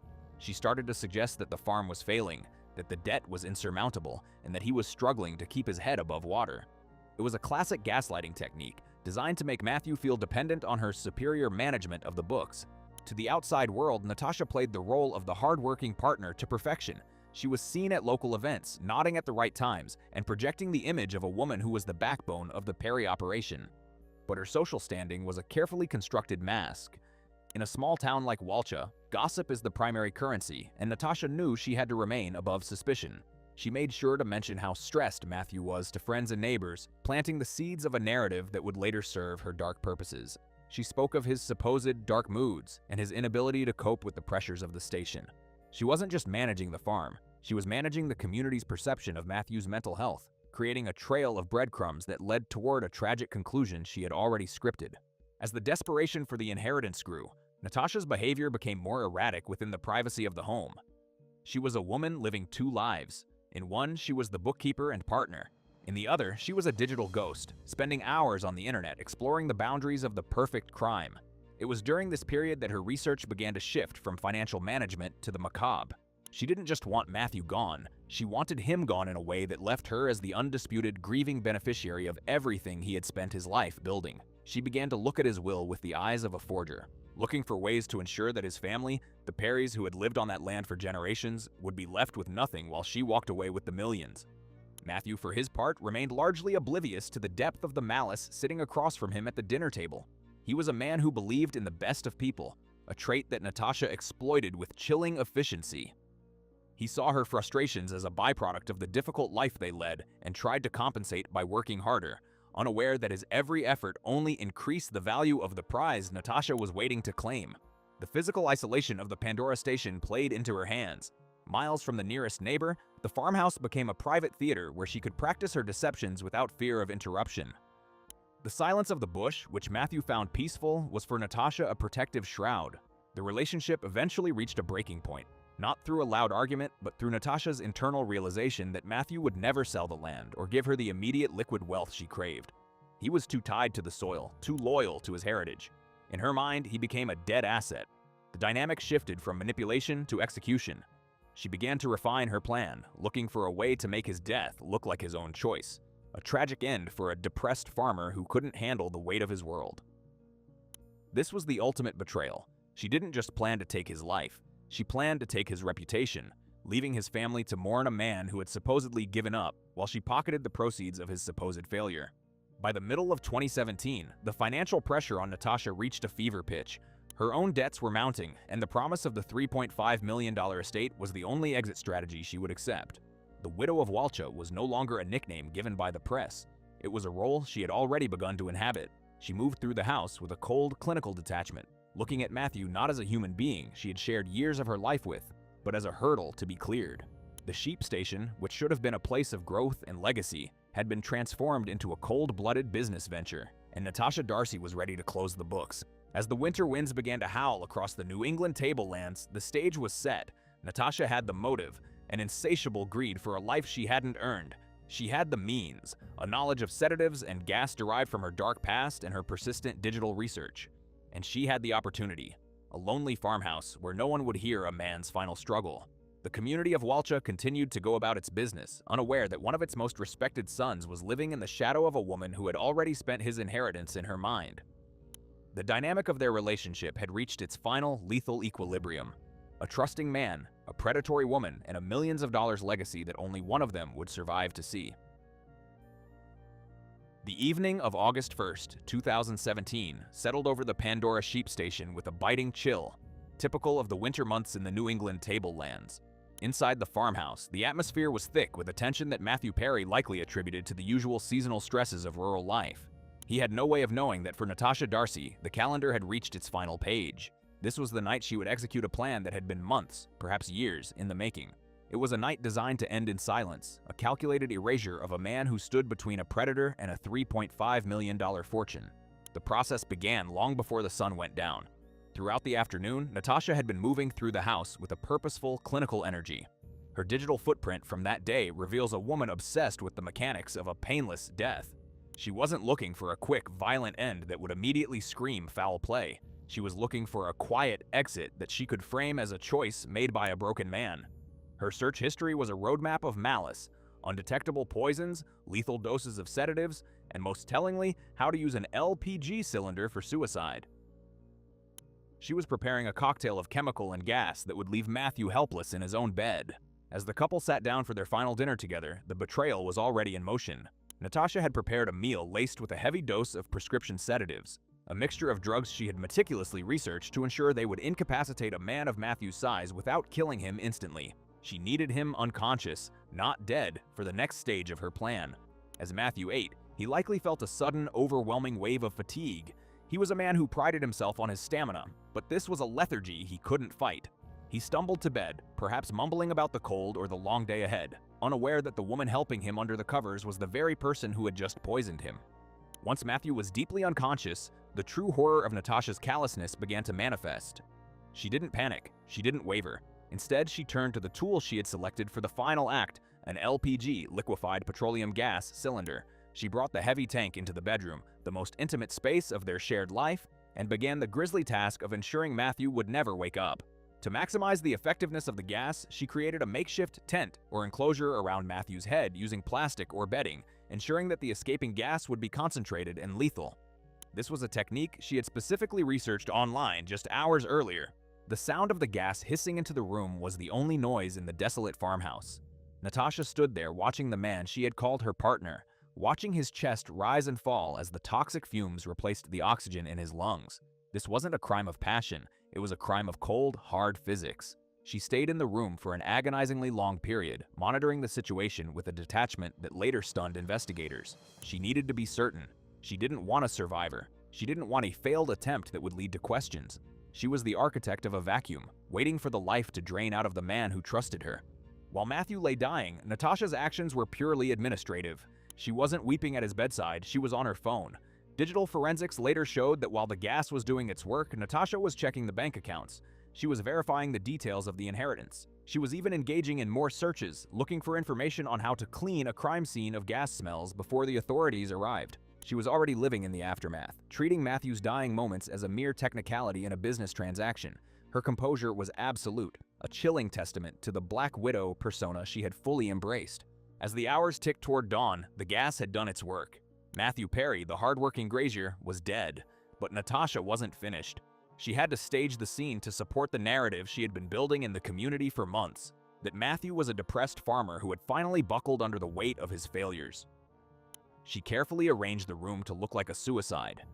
She positioned the gas cylinder and the tubing in a way that suggested Matthew had set it up himself.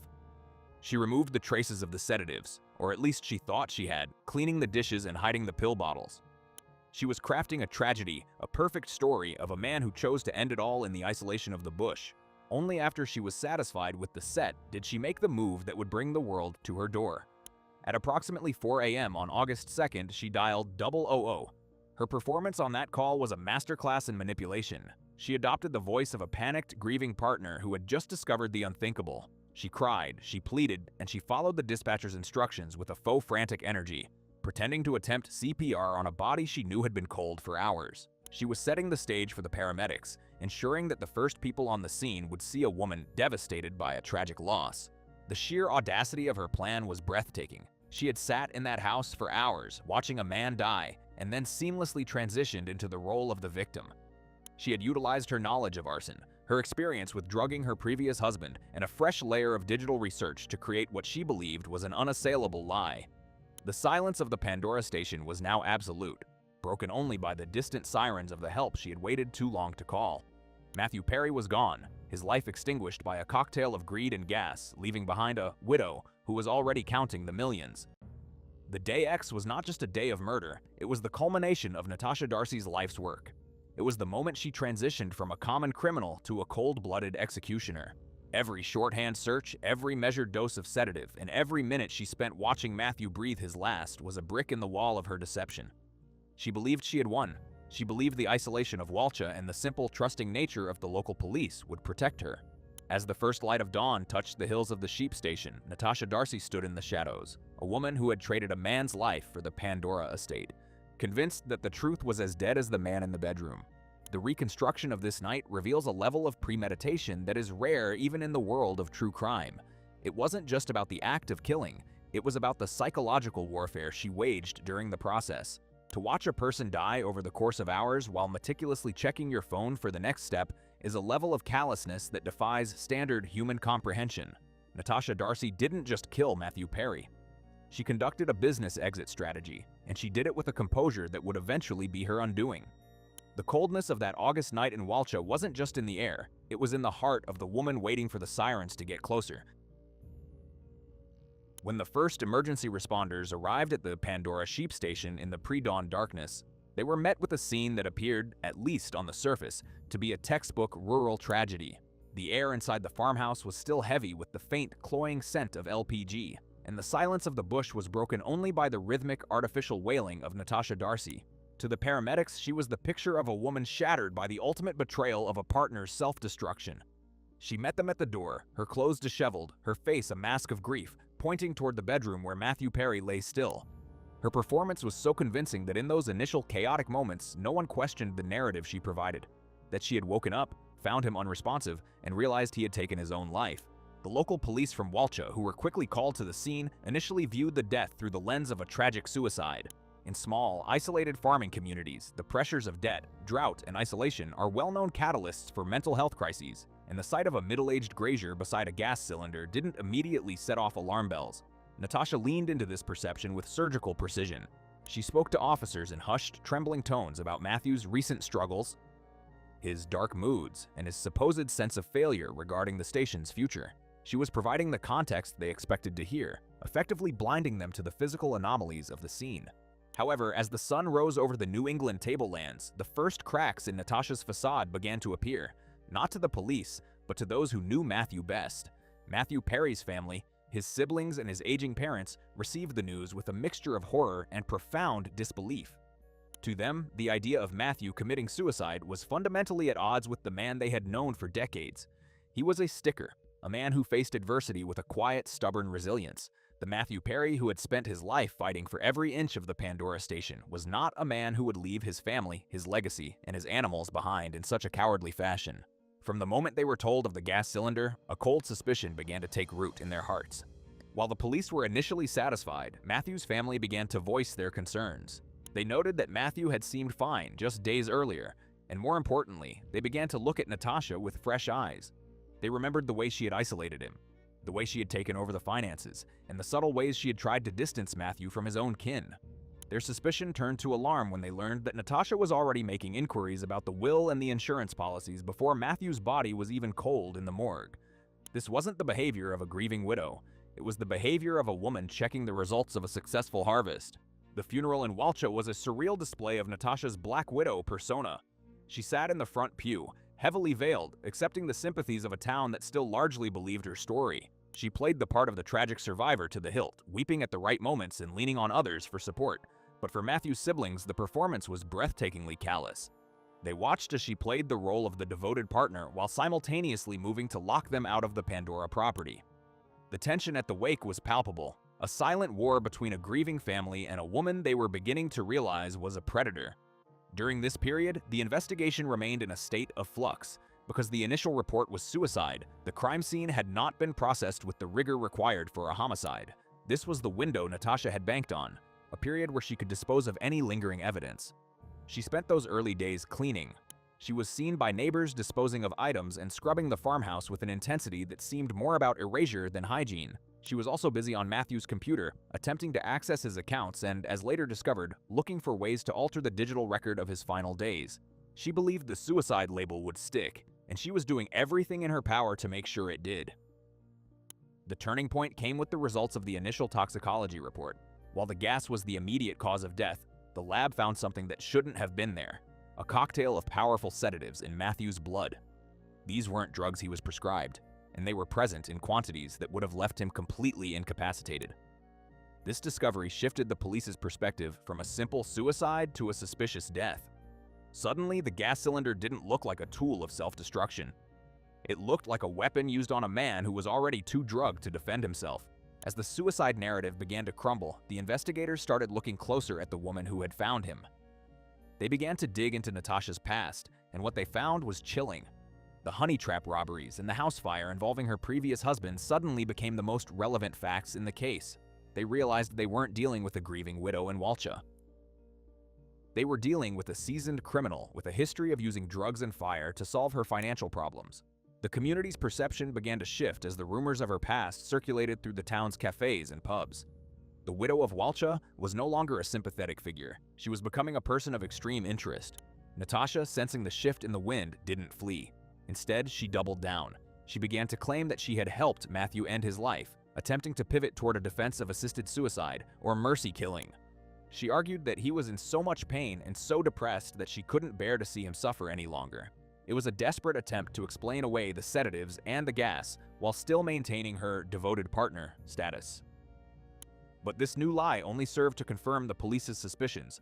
A woman who truly wanted to help a partner wouldn't have spent hours on Google researching undetectable poisons while he lay dying. The aftermath of Matthew's death was a period of slow, agonizing revelation. For the Perry family, it was a time of mourning, compounded by a fight for justice. For the police, it was the beginning of a digital and a forensic deep dive that would eventually expose the full extent of Natasha's malice. And for Natasha Darcy, it was a time of frantic management, as she realized that the simple, trusting town of Walcha wasn't as easy to manipulate as she had first thought.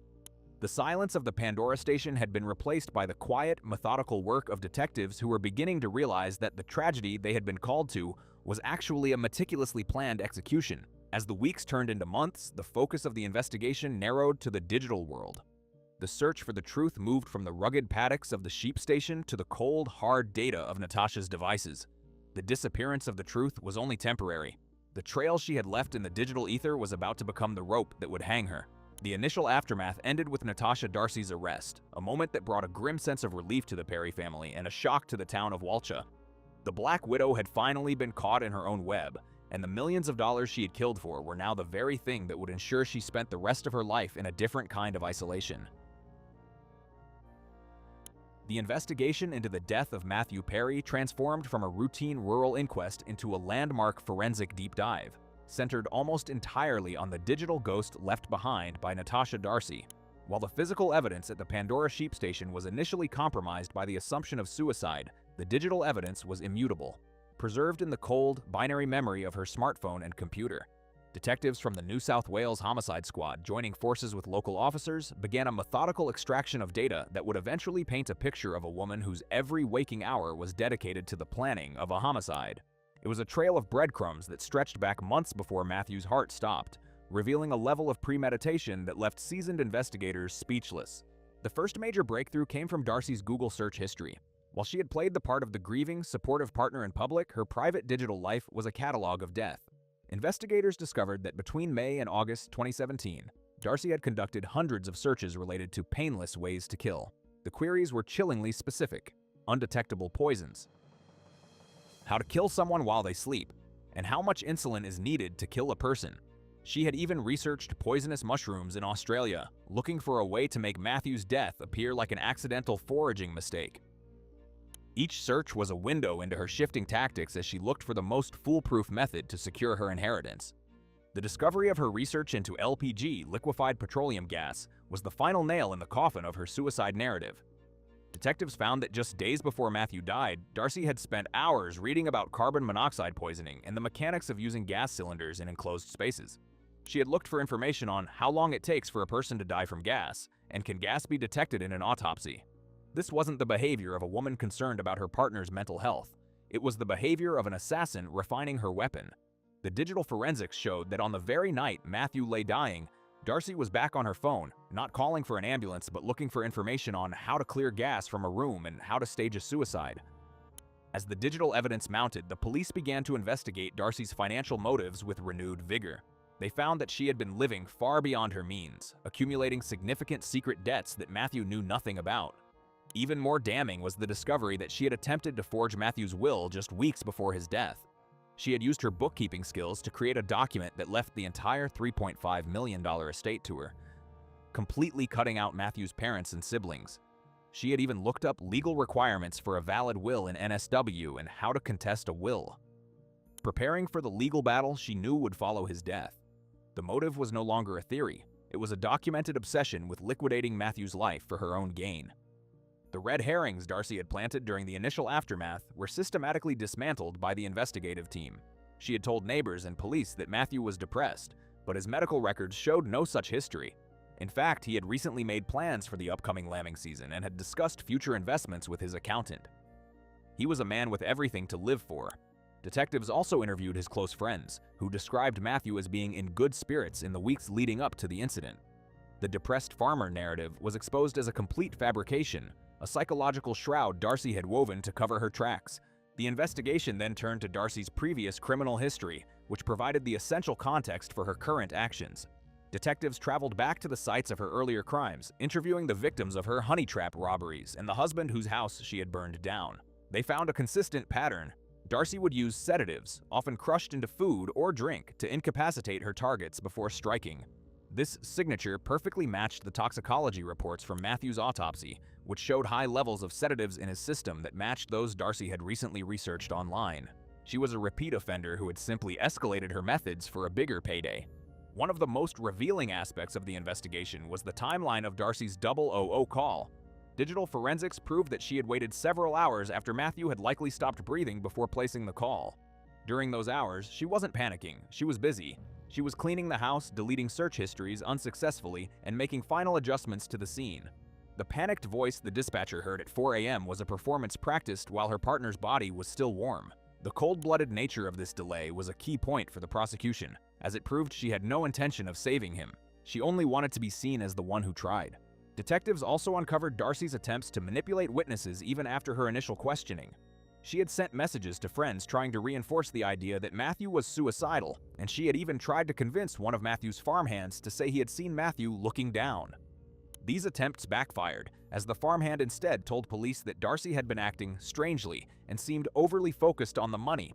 The community of Walcha, initially trusting, began to turn against her as the details of the police's findings leaked out. The widow of Walcha was becoming a pariah, and the walls of the investigation were closing in. The final piece of the puzzle was the recovery of deleted files from Darcy's computer. Although she thought she had erased her tracks, forensic experts were able to recover a draft of a letter she had written, ostensibly from Matthew, apologizing for his suicide. The metadata on the file showed it had been created by Darcy herself days before the murder. This was the ultimate proof of premeditation. She had written his suicide note for him before he was even dead. This discovery effectively ended any remaining doubt about her guilt. By the time the investigation concluded, the police had amassed a mountain of evidence that was as diverse as it was damning. They had the digital murder manual in her search history, the financial desperation in her bank records, the forensic evidence of drugging and gassing, and the psychological history of a career criminal. Natasha Darcy had tried to commit the perfect murder in the isolation of the Australian bush, but she had forgotten that in the modern world, the most dangerous witnesses aren't people. They are the devices we carry in our pockets. The investigation into the widow of Walcha became a masterclass in how technology can strip away the mask of a sociopath, leaving the truth bare for all to see. The digital evidence proved insurmountable. The jury was shown her search history, the murder manual she had compiled, which included queries about lethal sedatives and LPG gas just days before the incident.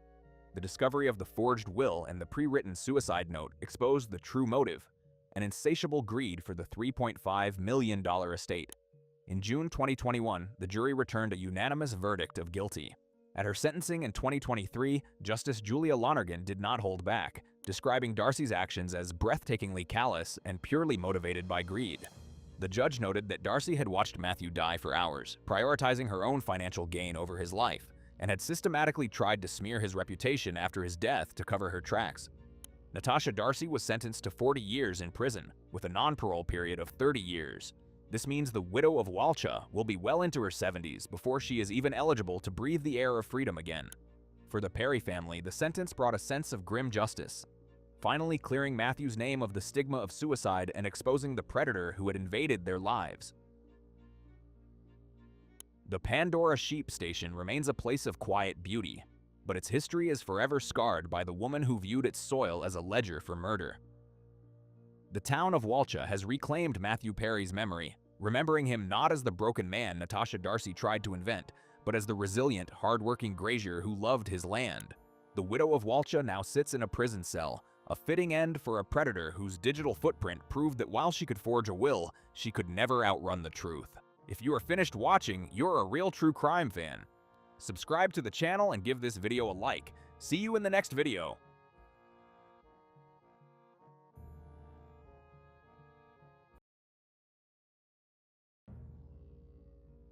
In Western Germany, in the seemingly peaceful town of Höxter in the state of North Rhine-Westphalia, stood an inconspicuous house with curtains permanently drawn. It could have blended in with hundreds of others if not for what was happening behind its walls, something so monstrous that the press and investigators soon gave it the grim name House of Horrors. Its residents, Wilfried and Angelica Wagners, an outwardly unremarkable couple, for several years led a double life, turning their own home into a torture chamber for lonely and vulnerable women. On April 27, 2016, police in Germany carried out an operation to arrest Wilfried and Angelica Wagners. The couple was accused of the murder of a woman. During the investigation, it emerged that the spouses had held their victim in horrifying conditions for months. However, this charge was only the beginning of the horror that had been unfolding in the house. It turned out that the couple had used a personal ad in the Lonely Hearts column to lure women into their home. The women, often the most vulnerable and defenseless, who dreamed of finding love, became victims of a nightmarish cycle of abuse, torture, and murder carried out by the Wagners. All these horrific acts were part of the couple's perverted games. The case caused widespread public outrage, and the house where it all happened became infamously known as the House of Horrors. Help this channel grow. Like the video, leave a comment, and subscribe for more cases. This helps us a lot. Thank you. Some names of the people involved in the story have been changed for ethical reasons. Wilfried was born in 1970 in Bochum, Germany. He and his sister grew up in a family where the father, an alcoholic and tyrant, ruled everything. The boy's childhood was filled with constant beatings and endless fear. In search of salvation, Wilfried's mother eventually found a new partner, a farmer, and in the early 1990s, after many years of abuse, she moved the children to the countryside far away from her ex-husband. At first, the farm became a refuge and source of stability for Wilfried. He threw himself into the work, which distracted him from his painful past. However, the apparent calm did not last long. Every Sunday, when Wilfried's mother went to work, her new partner took advantage of the moment and abused the boy and his sister. They silently endured the suffering because their well-being depended entirely on this man. As he grew older, Wilfried took any job, but they were all temporary. He could never find stable employment.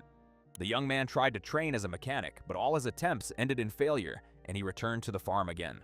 Wilfried's first known relationship with a woman named Michaela began in 1991. They dated for a long time but never became a couple. 3 years later, in 1994, Wilfried met Anna, who had placed a personal ad in the local newspaper seeking a life partner. They quickly found common ground and moved in together in the city of Paderborn. Happiness did not last long. As soon as the young people moved out on their own, Wilfried's behavior changed sharply. He became aggressive and began beating Anna for the slightest offense. The woman hoped that marriage would bring stability and change to their lives, but it only got worse. After the wedding, Wilfried often beat his wife with his fists. To inflict additional injuries, he burned her skin with an iron and a hairdryer, and sometimes used a lighter. As a constant reminder of the cruelty, Anna was left with scars all over her body. However, even this was not enough for Wilfried. At some point, he invited his ex-girlfriend Michaela to live with them, and she joined in the abuse. Together, they beat Anna with various objects, from a club to a rubber hose, and poured alcohol on open wounds to make the pain unbearable. The violence was not only physical, Anna was mercilessly humiliated and insulted. This went on for weeks. At the same time, Wilfried warned his wife that any attempt to escape would end in her death. Fortunately, in September 1994, Anna's family, worried by her long silence, somehow managed to rescue the woman from the house. Wilfried was later arrested and received a prison sentence of 2 years and 9 months. Michaela, for her part in the torture, received only 1 year probation because by then she had given birth to Wilfried's child. The father of the baby showed no care for either the child or its mother. After his release from prison, Wilfried got a job as a security guard at a railway station. In 1999, he came across another personal ad in the Lonely Hearts column from a woman named Angelica and immediately responded to it. Angelica was born on January 21, 1970. She grew up on a modest farm where she had done agricultural work from a young age. She had no close friends or any particular hobbies. However, the girl was happy. Her life on the farm was simple and understandable. Every pfennig she earned through her labor, Angelica carefully saved for the future. By the time she came of age, she had accumulated about 160,000 German marks. Despite the fact that Angelica's intelligence level was quite high, around 120 points, she did not strive for academic or professional heights. Her romantic life was also monotonous. A short romance with a man quickly ended as soon as it became clear that he was only interested in her money. After that incident, Angelica became very cautious with her suitors. In 1999, a tragedy occurred. Her father died. Angelica had always been her daddy's favorite girl, so the loss of her father shook her to the core. The girl threw herself into work on the farm, finding comfort in routine and familiar duties. Angelica and her mother tried with all their might to manage the farm, but they could not cope. The farm needed a firm male hand. Angelica's mother decided to find help and placed a personal ad in the Lonely Hearts column in her daughter's name, claiming she was looking for a partner who could also help with the farm work. It was in response to this ad that Wilfried entered Angelica's life. Wilfried's arrival marked the beginning of a new, albeit unsettling chapter for the girl. She described it as love at first sight. The young people walked the streets holding hands, kissed, and openly showed their affection. Angelica was enchanted by her new admirer and could not believe her own happiness. Just 3 months later, on March 17, 1999, they got married. A few months after that, a child appeared in the young couple's life. At first glance, the Wagners seemed happy with their family, but unfortunately, for unknown reasons, the child was taken from them. In 2003, the couple moved to Schlangen in the state of North Rhine-Westphalia. This was done to isolate Angelica from her family. Wilfried's control over his wife was absolute. He forbade her to communicate with her mother, demanded that she cook for him every day at exactly the appointed time, and if she did not meet the requirements, he lectured her for hours on the subject of family relations. If verbal punishments did not work, beatings began. If his wife disturbed him during sleep, he chained her in another part of the house and treated her like an animal. At first, 2 of Angelica's pets, a dog and a cat, lived with her, but Wilfried ordered his wife to get rid of them. On his orders, the woman shot the dog and put the cat in the dryer, where it died in terrible agony. Angelica was so afraid of her husband that she did not dare disobey and unquestioningly took the lives of those she loved so much. Wilfried, deriving perverted pleasure from it, came up with newer and newer games, constantly tightening the conditions. One such torture game involved the man wrapping his wife in a blanket and depriving her of oxygen until she lost consciousness several times. In a more extreme version, Wilfried put a bag over his wife's head and bit her breast until it bled, which was his favorite method of play. Daily tortures also included burning with a blowtorch, dousing with boiling water, stabbing with a knife, and knocking out teeth. Later in court, Angelica testified that she considered these tortures a perverted manifestation of love, because her husband could easily have taken her life, yet she was still alive. Wilfried's merciless cruelty eventually stopped at the point where he told Angelica that he no longer found her attractive. He did not want a divorce, but for the satisfaction of his desires, he needed something new, and Angelica agreed to help her husband find another woman. She began placing ads in newspapers with content such as "Farmer seeks love," "Nice guy with a car seeks a future with a pleasant woman." When candidates responded to the good guy's hand and heart, Angelica handled the correspondence because Wilfried wrote poorly. He sometimes sent voice messages and talked on the phone. Nevertheless, these were already jointly organized efforts to lure unsuspecting women into a trap. And these actions by the Wagners marked the beginning of a long series of tortures and deaths of innocent victims they had deceived. In 2008, 38-year-old Kathy responded to the dating ad. After several phone conversations with the potential groom, the woman was crazy about him. Without hesitation, she packed her things and moved in with Wilfried. Angelica introduced herself as his sister, and soon the couple took complete control of Kathy's life. The spouses forced the woman to ask her grandparents for money. In this way, they managed to extract a significant sum from the pensioners, several thousand euros. Then the physical violence began. One day, Kathy started cooking lunch while Wilfried went to the store for groceries. When he returned home, the woman opened the door for him and immediately ran back to the kitchen without taking the shopping bags. This triggered a fit of rage in Wilfried. He began beating Kathy with everything that came to hand and then managed to convince her that it was her fault. She had provoked him with her behavior. The craziest thing was that the woman believed him. She wanted so badly to find a man that she was ready to tolerate any of his outbursts. Eventually, Wilfried and Angelica convinced Kathy that she had epilepsy and forced her to take unknown medications. The captive spent several weeks locked up, mentally broken, and completely convinced that there was simply no way out of the situation. She was given a list of strict rules: not to interrupt, not to argue, always to be ready and attentive to the man's wishes, essentially to behave like a slave. Any violation of these rules led to brutal beatings. Soon, life seemed hopeless to Kathy.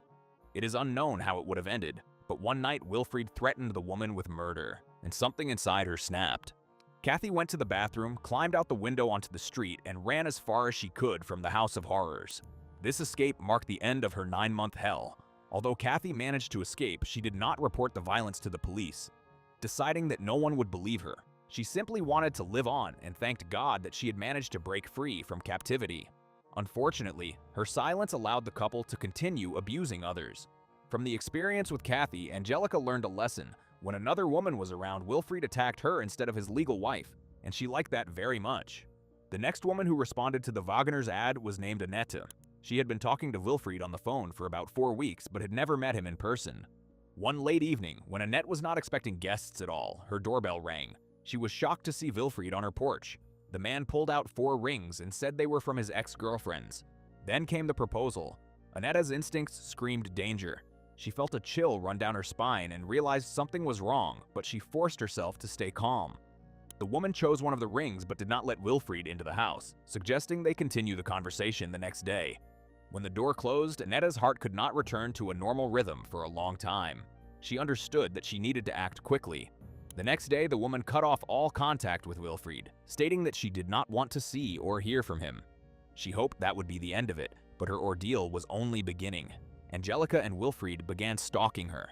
They watched her every step and constantly pestered her with phone calls. The pressure grew. The woman could not escape the hidden threat from the potential groom. The stalking was aimed at breaking her will and forcing her to submit. But despite the growing fears and stress, Annette remained strong. Her refusal to give in became a thrilling game for her life. Every knock at the door, every phone call reminded her of the danger and made her heart beat faster. The days dragged on like eternity, but in the end, her unwavering resistance paid off. The stalking stopped, and she became one of the few lucky ones who managed to escape the clutches of Wilfried and Angelica. In 2011, the Wagners, tempted by an offer to rent an empty house at a good price, moved from Schlangen to Höxter. After 6 years of payments, the house was supposed to become their property. The building was located in the small, close-knit community of Bosseborn, where about 500 people lived. All the residents knew each other, and outsiders were rare. Most of the villagers locked their houses by 10 o'clock in the evening and went to bed, which provided ideal cover for Wilfried and Angelica's sinister activities. The couple did not integrate into the local community, preferring to keep to themselves. On the rare occasions when they interacted with others, they presented themselves as brother and sister. By then, the spouses had already officially divorced, which was probably a strategic move, but they continued to live in the same house. Angelica began placing dating ads in newspapers around the world. Surprisingly, many women responded to the ads. However, not all of them fit the Wagoners' dark plans. The ex-husband and wife carefully selected their future victims. The women who responded to the ads had to match a certain profile. Most often they were single, without close relatives or friends, and usually belonged to the lower social class. Such women were easy prey for manipulation. Ideally, they did not drive a car, which made their abduction easier. All this made them ideal victims for Wilfried and Angelica's predatory schemes. In the village, residents who went to sleep at nightfall opened up wonderful opportunities for the Wagoners to commit crimes and lure vulnerable women into a web of cruelty and violence. This was the beginning of the House of Horrors in Hexter. The house itself was in terrible condition. The walls were covered with mold and the wallpaper hung in shreds. Chickens, goats, and pigs roamed the grounds. One of the rooms was given over to stray cats, which intensified the feeling of neglect. Upstairs, there was an empty and cold bedroom. In the living room, the only heated room, there was a sagging sofa, a mattress, and a stove. The property was in such a deplorable state that it was no wonder it was offered at a low price. One of the women who responded to Wilfried's ad was an unknown woman he had spoken with on the phone. The idea of the conversation convinced her that he was a kind man. The woman had 4 children who made up her whole world. She agreed to meet Wilfried, hoping to find in him a partner, a man who would become her support and pillar and would love her children. Angelica, who introduced herself as Wilfried's sister, picked up the potential bride and drove her to the house in Huxter. Seeing the almost abandoned, dirty building in front of her, the woman was very surprised but did not show it. Frightened by the eerie atmosphere but full of determination to stay calm, she forced herself not to show fear. She needed to survive for the sake of her children. That night, she was made to sleep on the dirty sofa. Wilfried hugged her from behind while Angelica lay on the mattress on the floor.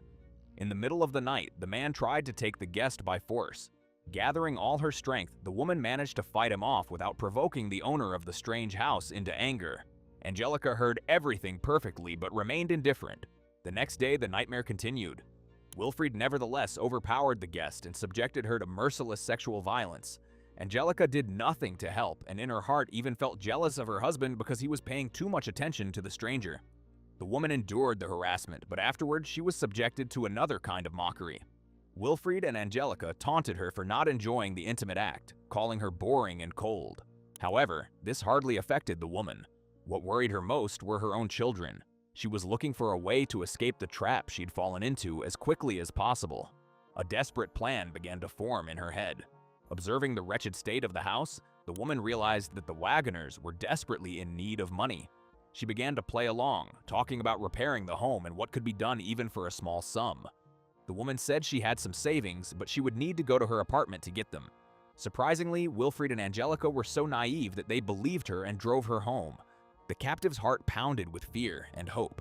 As soon as they pulled up to her house, the woman jumped out of the car and rushed into the apartment. She slammed the door and barricaded it with the sofa.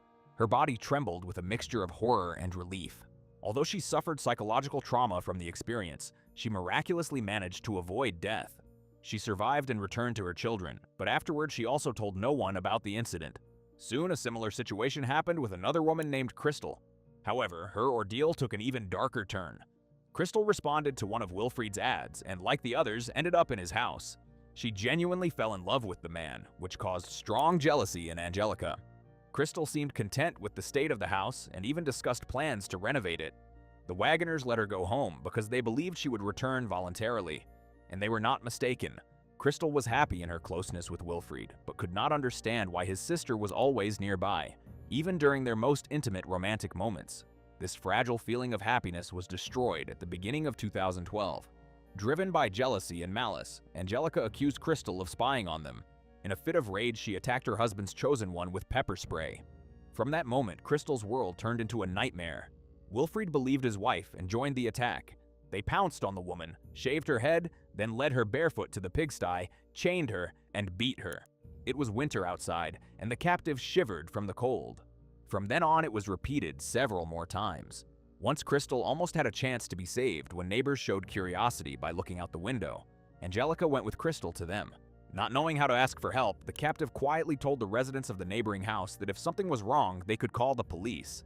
It was a hidden cry for help on her part, but Angelica understood everything and forced Crystal to return to the house, where she was beaten unconscious and nearly killed. The woman did not even have the opportunity to escape. The doors were always locked and the blinds were down. After the incident with the neighbors, her life turned into hell. She was no longer allowed into the warm room and was forced to sleep on the dirty floor instead of the sofa. The Wagoners stripped her of her dignity, took her bank cards, phone, and clothes. Crystal was not even allowed to use the toilet. Instead, they put a chain with a leash around her neck and let her outside like an animal.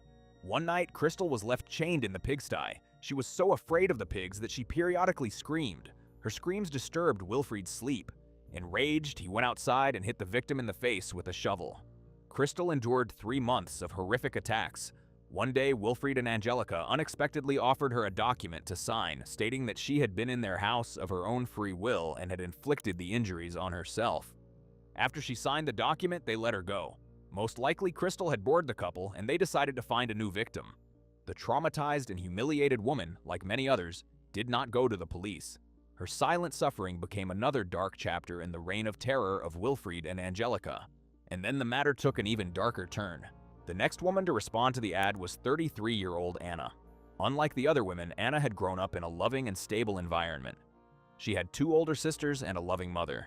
Despite difficulties with learning, Anna lived a full life. She worked as a housekeeper in a nursing home, where she was adored for her dedication and kindness.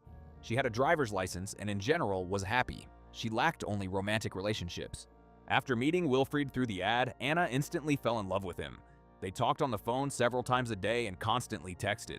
Gradually, Anna distanced herself from her family, and after 2 months decided to move in with Wilfried in his house in Höxter, taking her 2 dogs with her. The manipulation began the moment she moved in. Wilfried and Angelica restricted her contact with her mother, allowing only rare voice messages in which she asked for money under various pretexts. For veterinary care for her pets or to buy a new car, for example. In total, Anna's mother sent her more than 25,000 euros, and all this money went to the Wagoners. Soon, Wilfried and Anna got engaged. The man gave her a ring he had bought at the supermarket. A few weeks later, the couple had a wedding.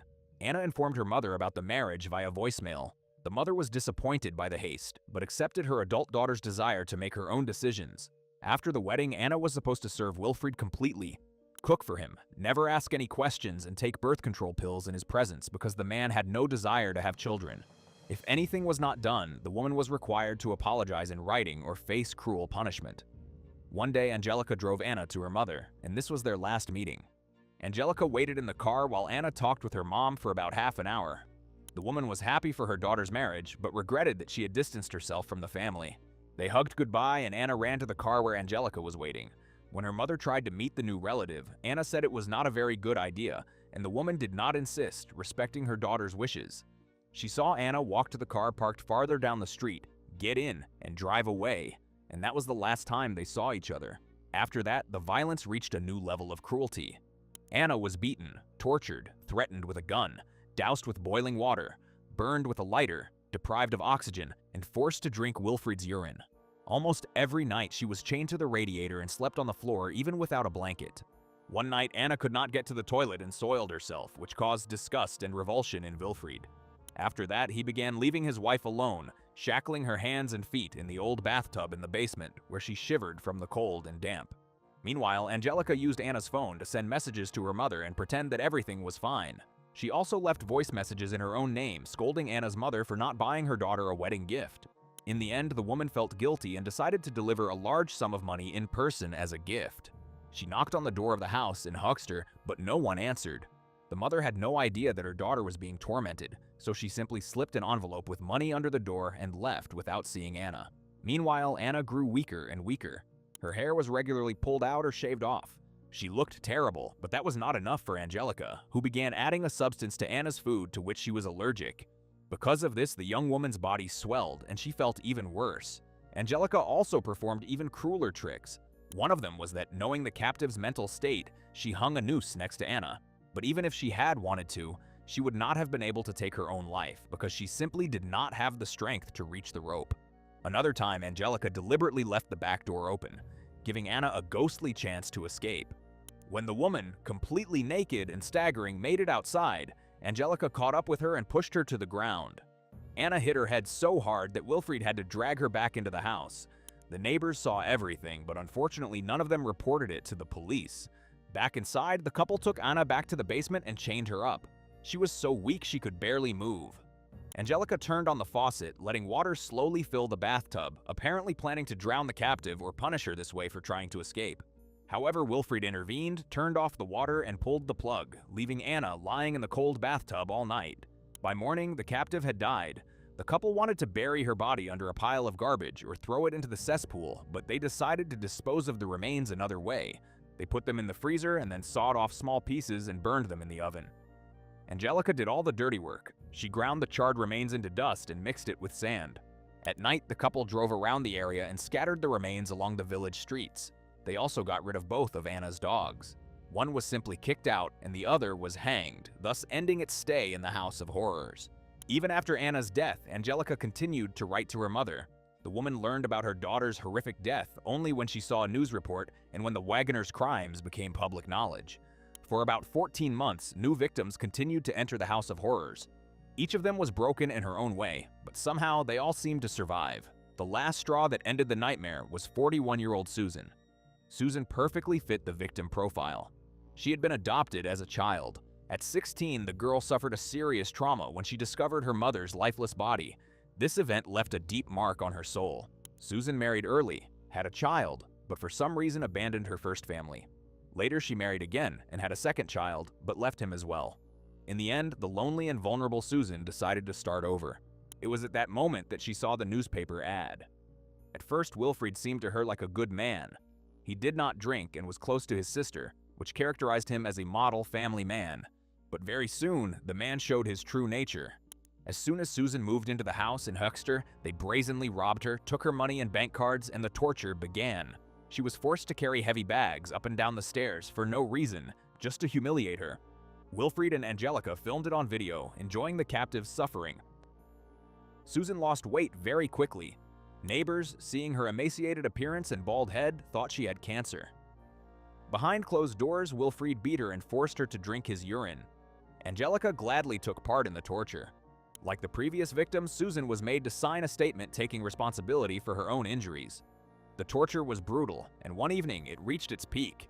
Wilfried attacked Susan without calculating his strength, and Angelica hit the captive's head against the kitchen table several times. When the couple heard a crack, they panicked, fearing the woman would not survive. Angelica began to panic. She did not want to deal with another corpse, so the couple decided to get rid of the captive as quickly as possible. They stuffed the barely alive Susan into the car, intending to take her back to her apartment. It was the night of April 21st, 2016. The Wagoners were speeding towards Susan's house. The woman herself lay unconscious in the back seat. Her body, wrapped in black garbage bags, was cold and covered with bruises and abrasions. Susan desperately needed medical help. Suddenly, the car began knocking and stopped. Despite the warm night, Susan was shivering uncontrollably. In panic, Angelica ran to the nearest house and banged on the door, begging for a taxi to be called. When the taxi arrived, the victim's condition deteriorated sharply. She began convulsing. The couple's panic turned into real horror, and they shouted for someone to call an ambulance. The arriving medical team immediately noticed cuts and bruises on Susan's body. There were rope marks on her ankles and wrists indicating prolonged restraint. She also had a severe blood infection. Despite the doctor's desperate efforts, Susan died from her injuries. Hospital staff immediately notified the authorities. The investigation moved quickly. Just 6 days after Susan's death, police arrived at the Wagoner's house in Höxter and found numerous pieces of evidence, including belongings of several victims and partial remains of Anna. Wilfried and Angelica were taken into custody. At first, Angelica denied her involvement in the crimes, but when she learned that her ex-husband had put all the blame on her, she revealed the names of 7 women they had tortured. Although it is believed that the actual number of victims was much higher. In court, Wilfried and Angelica did not look at each other. Both were charged with manslaughter. What was shocking was that the court could not prove that Anna or Susan had been deliberately killed in cold blood. Angelica portrayed herself as a frightened victim who had been forced to commit atrocities against others. Wilfried's defense focused on his mental abilities. According to reports, his intelligence level was 59 points. The court psychiatrist doubted that he could distinguish good from evil. In contrast, Angelica had a high intelligence level, but she showed traits of autism combined with psychopathy. She manipulated people through intimate relationships and demonstrated a complete lack of empathy. Angelica also preferred to dominate in relationships and had an insatiable desire to keep everything under control. In the end, 49-year-old Angelica Wagners received 13 years in prison, and her ex-husband, 48-year-old Wilfried Wagners, was sentenced to 11 years with the sentence to be served in a psychiatric clinic. In 2020, Wilfried was transferred to a regular prison because the authorities considered him fit to serve his sentence in a standard facility. However, in 2022, calls emerged to consider the possibility of his preventive detention, which could lead to an indefinite term behind bars. The sentence of the Wagners put an end to a case that will forever remain in German history as one of the most disgusting and cruel crimes committed not by lone maniacs, but by what seemed to be an ordinary family from a quiet German village. An ordinary married couple. If you are finished watching, you're a real true crime fan. Subscribe to the channel and give this video a like. See you in the next video.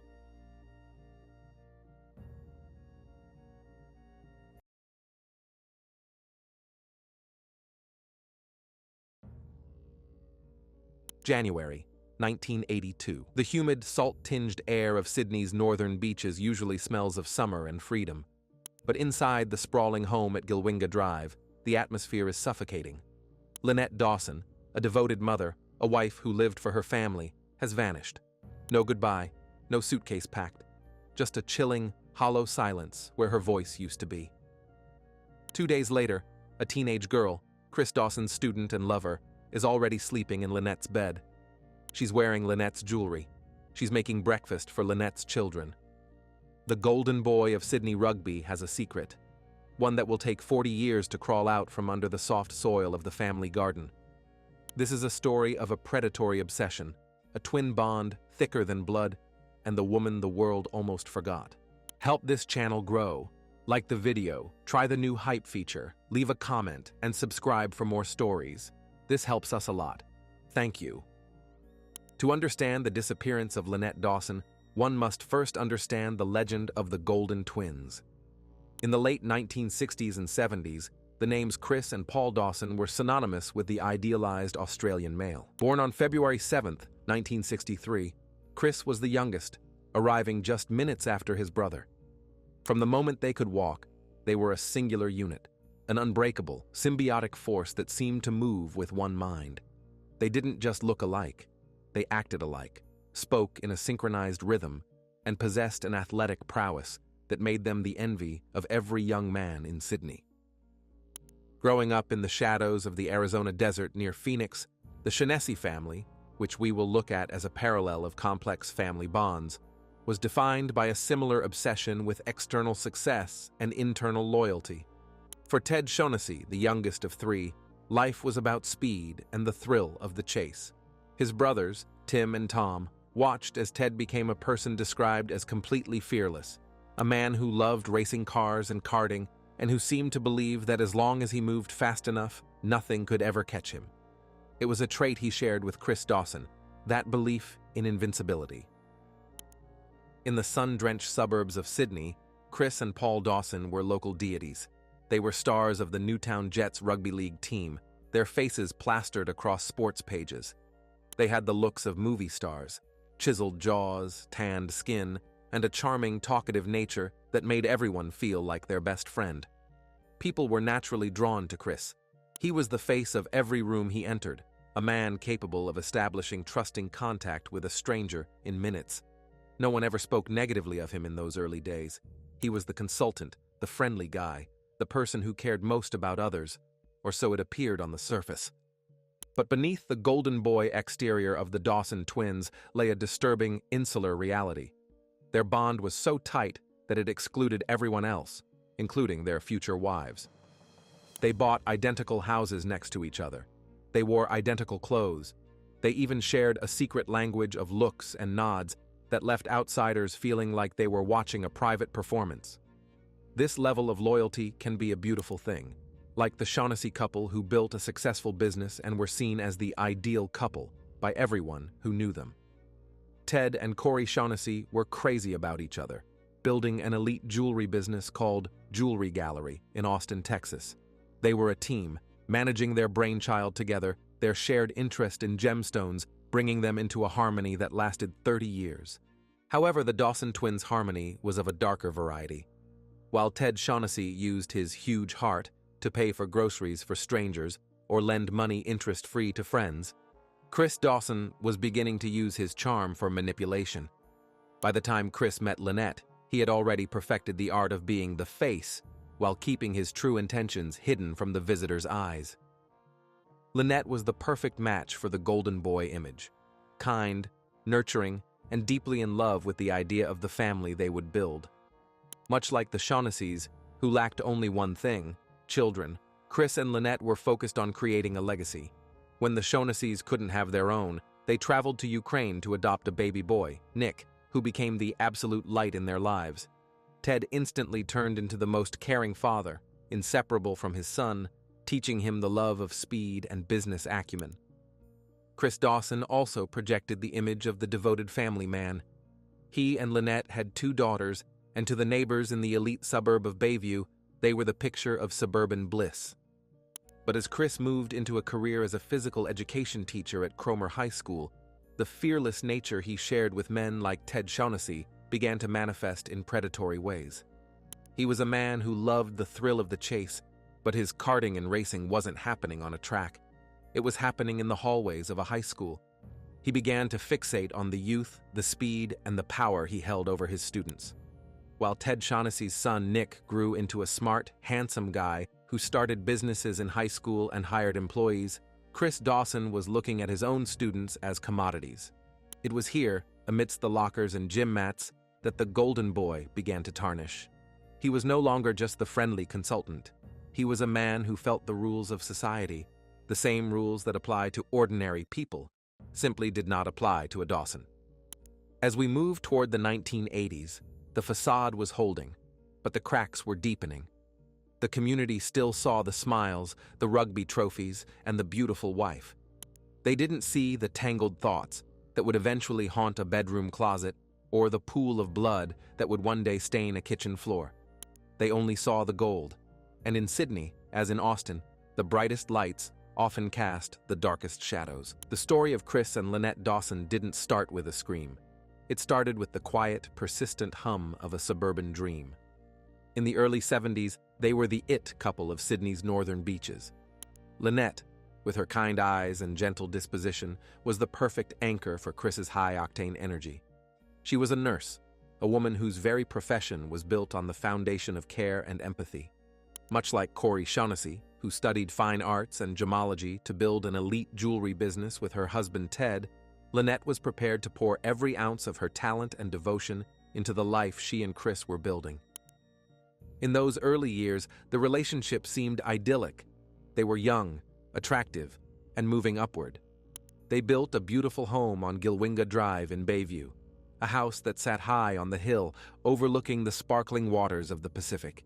It was a trophy of their success, similar to the beautiful house in a good neighborhood that the Shaughnessy's bought in Austin as their business flourished. To the outside world, Chris and Lynette were crazy about each other, the absolute ideal couple.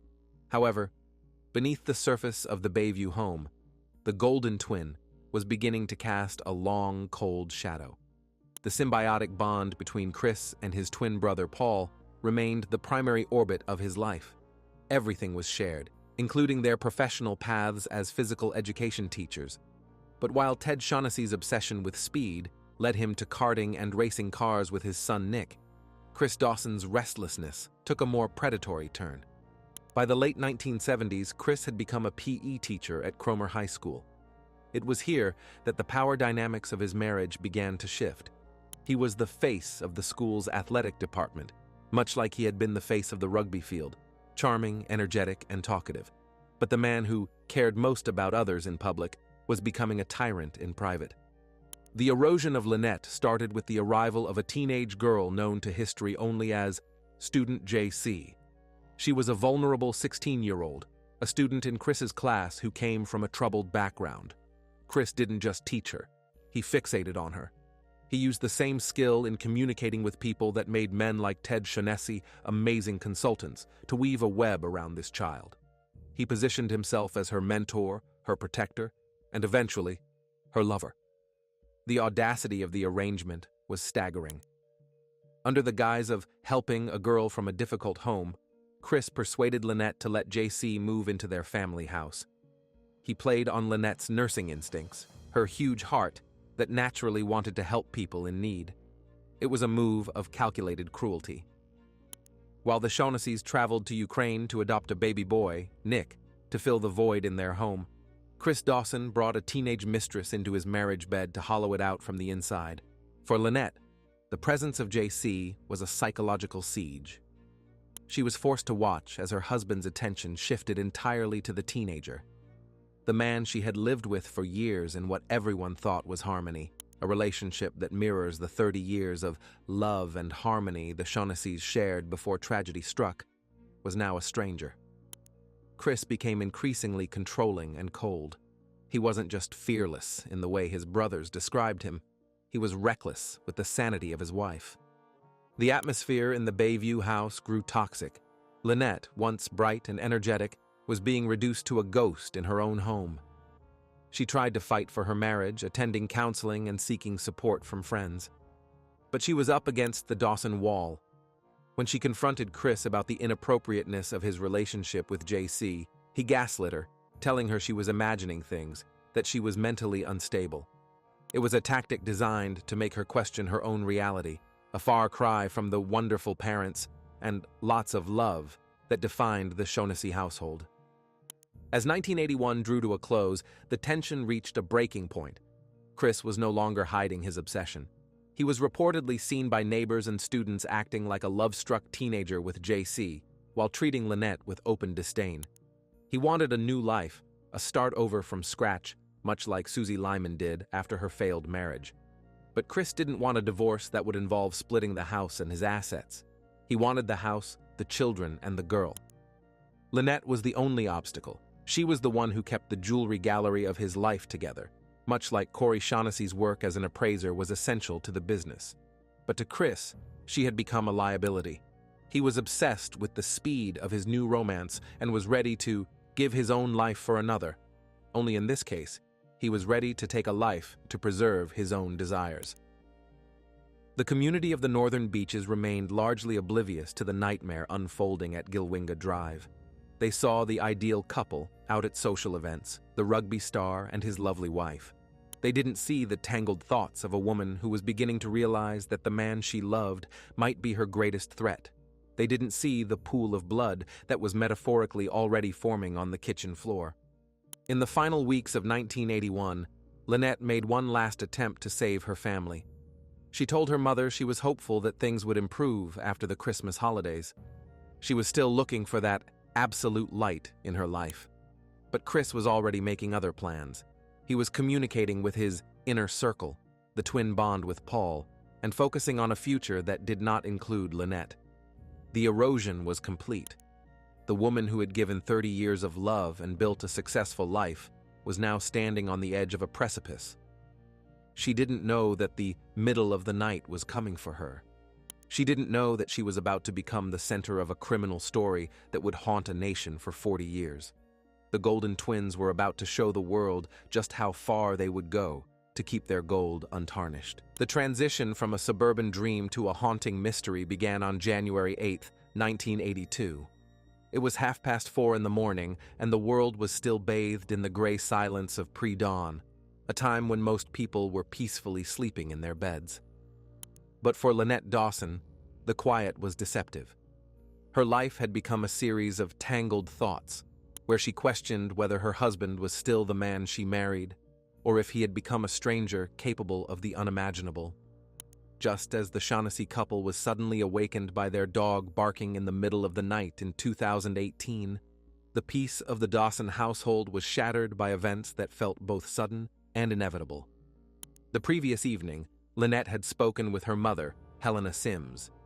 Despite the pressure of having student JC living under her roof, Lynette sounded hopeful. She was an appraiser of her own life, much like Corey Shaughnessy studied gemology to value gemstones. She was trying to find the worth in a marriage that was rapidly losing its luster. She planned to meet her mother at the Northbridge Baths the next morning, a simple, everyday action that manifested her desire for normalcy.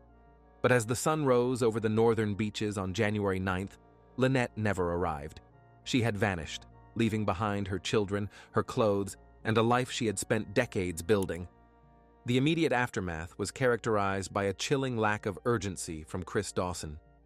When his wife didn't show up to meet her mother, he didn't grab a pistol and check what had happened, nor did he frantically search for her. Instead, he offered a narrative that she had walked away to join a religious cult or simply needed time alone. This story was a blow below the belt for those who knew her. Lynette was a woman who adored her children.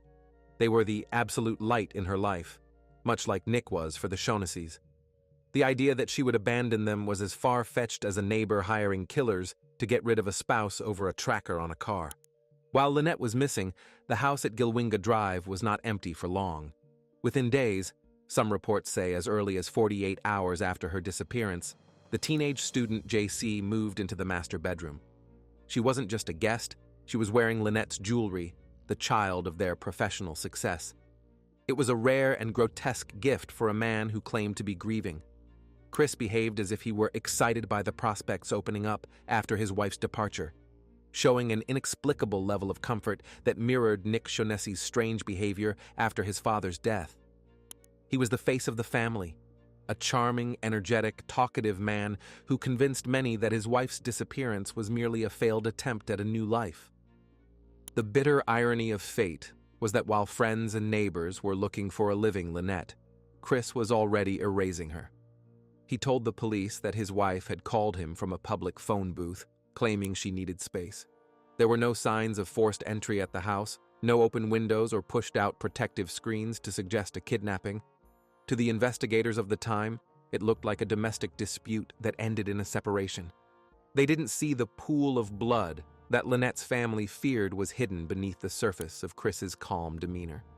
For 15 minutes, or perhaps a lifetime, Lynette's mother waited for a call that never came.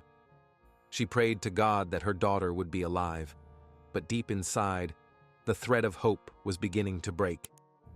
Chris, meanwhile, was busy establishing trusting contact with anyone who questioned his version of events. He was a man who fully justified the opinion that he was ready to give his own life for another, but in reality, he was sacrificing Lynette's memory to protect his own future. The community of Bayview was left in absolute incomprehension. Rumors about the disappearance instantly spread, but no one could believe that the ideal couple had been destroyed so thoroughly. People didn't understand who would want to take the life or the presence of such a bright person as Lynette. While Chris continued to play for groceries and act like the most caring father in the world, the ghost of his wife remained in the closets of the house he now shared with a teenager. The day of the disappearance wasn't just a date on a calendar. It was the moment the golden boy of Sydney repaid his family with black ingratitude. He had built a successful business of lies, and for 40 years, he would manage that brainchild with the same skill he used to consult buyers at a jewelry store. He was fearless, as his brothers said, but his fearlessness was directed at the law and the truth. As January 1982 faded into February, the search for Lynette Dawson became a dead end, a lead that led nowhere while the perpetrator lived his life in the middle of the night of his own making. The woman who cared most about others was gone, and the man who cared most about himself was just beginning his long, successful reign of deception. In the wake of Lynette's disappearance, the community of the northern beaches was left in absolute incomprehension. While the Shaughnessy family in Austin would later experience a frantic police response where patrol officers knocked on neighbors' doors in their haste, the search for Lynette Dawson was characterized by a chilling, stagnant silence.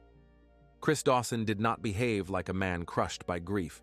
Instead, he seemed excited by the prospects opening up. He immediately began weaving a complex web of lies, telling friends, family, and the authorities that Lynette had simply walked away to join a religious cult or to find herself. This walkabout narrative was a blow below the belt for Lynette's mother and siblings. They knew her as a woman whose huge heart manifested in every action. She was a devoted mother who would never have left her daughters alone in the middle of the night. Yet, Chris was persistent. He claimed she had called him from a public phone booth, sounding distant and strange, and even suggested she had been seen by various people in different parts of Australia.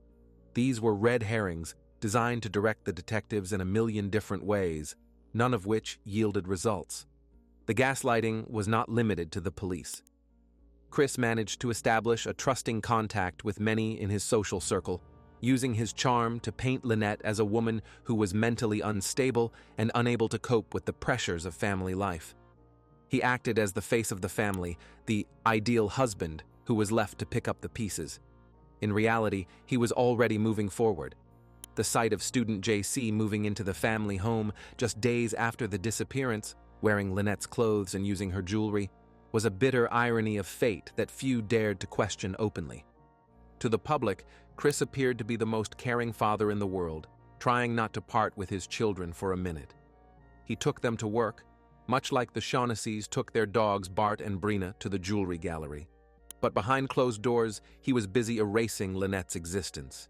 He cleared her belongings, sold her car, and eventually tried to cash in on the insurance policy of a life without her.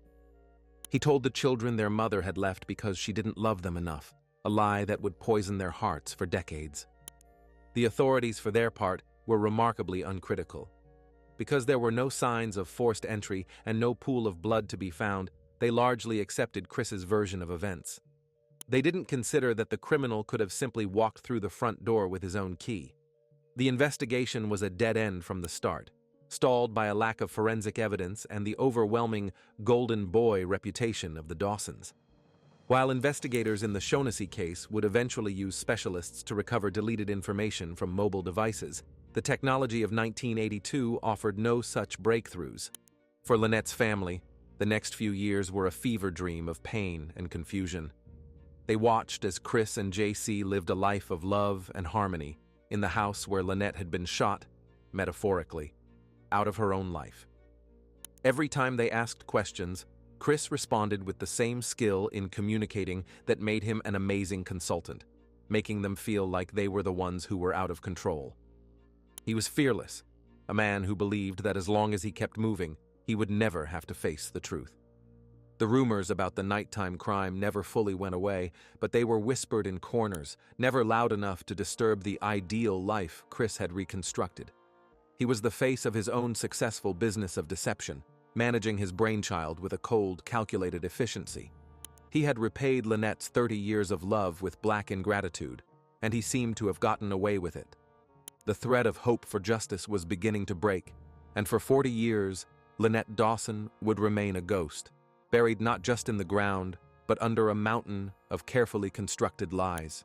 The road to justice for Lynette Dawson was not a straight path, but a winding trail through 40 years of institutional failure, cultural shifts, and a family's refusal to let a memory die.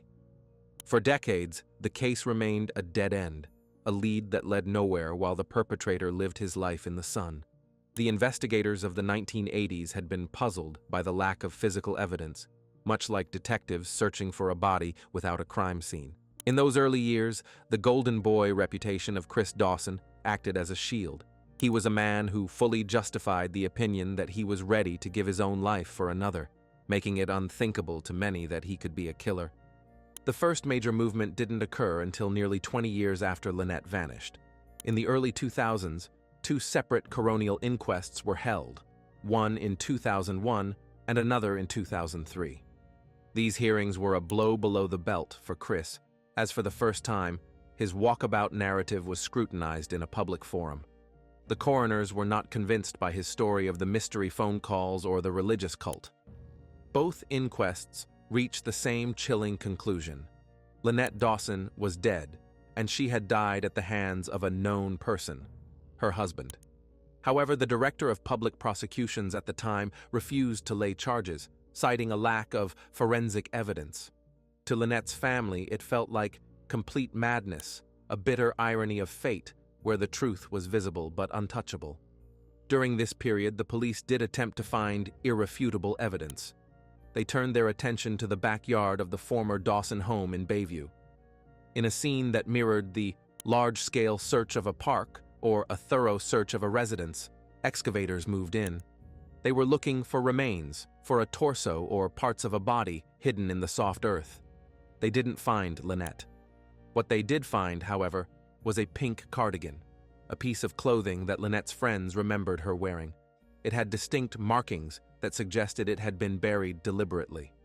While it wasn't a body, it was a lead that suggested something dark had been hidden from visitors' eyes in that garden. The investigation then stalled again, settling into another decade of silence on the line. Chris moved on, eventually separating from student JC and relocating to Queensland. He lived like a man who had repaid with black ingratitude and gotten away with it.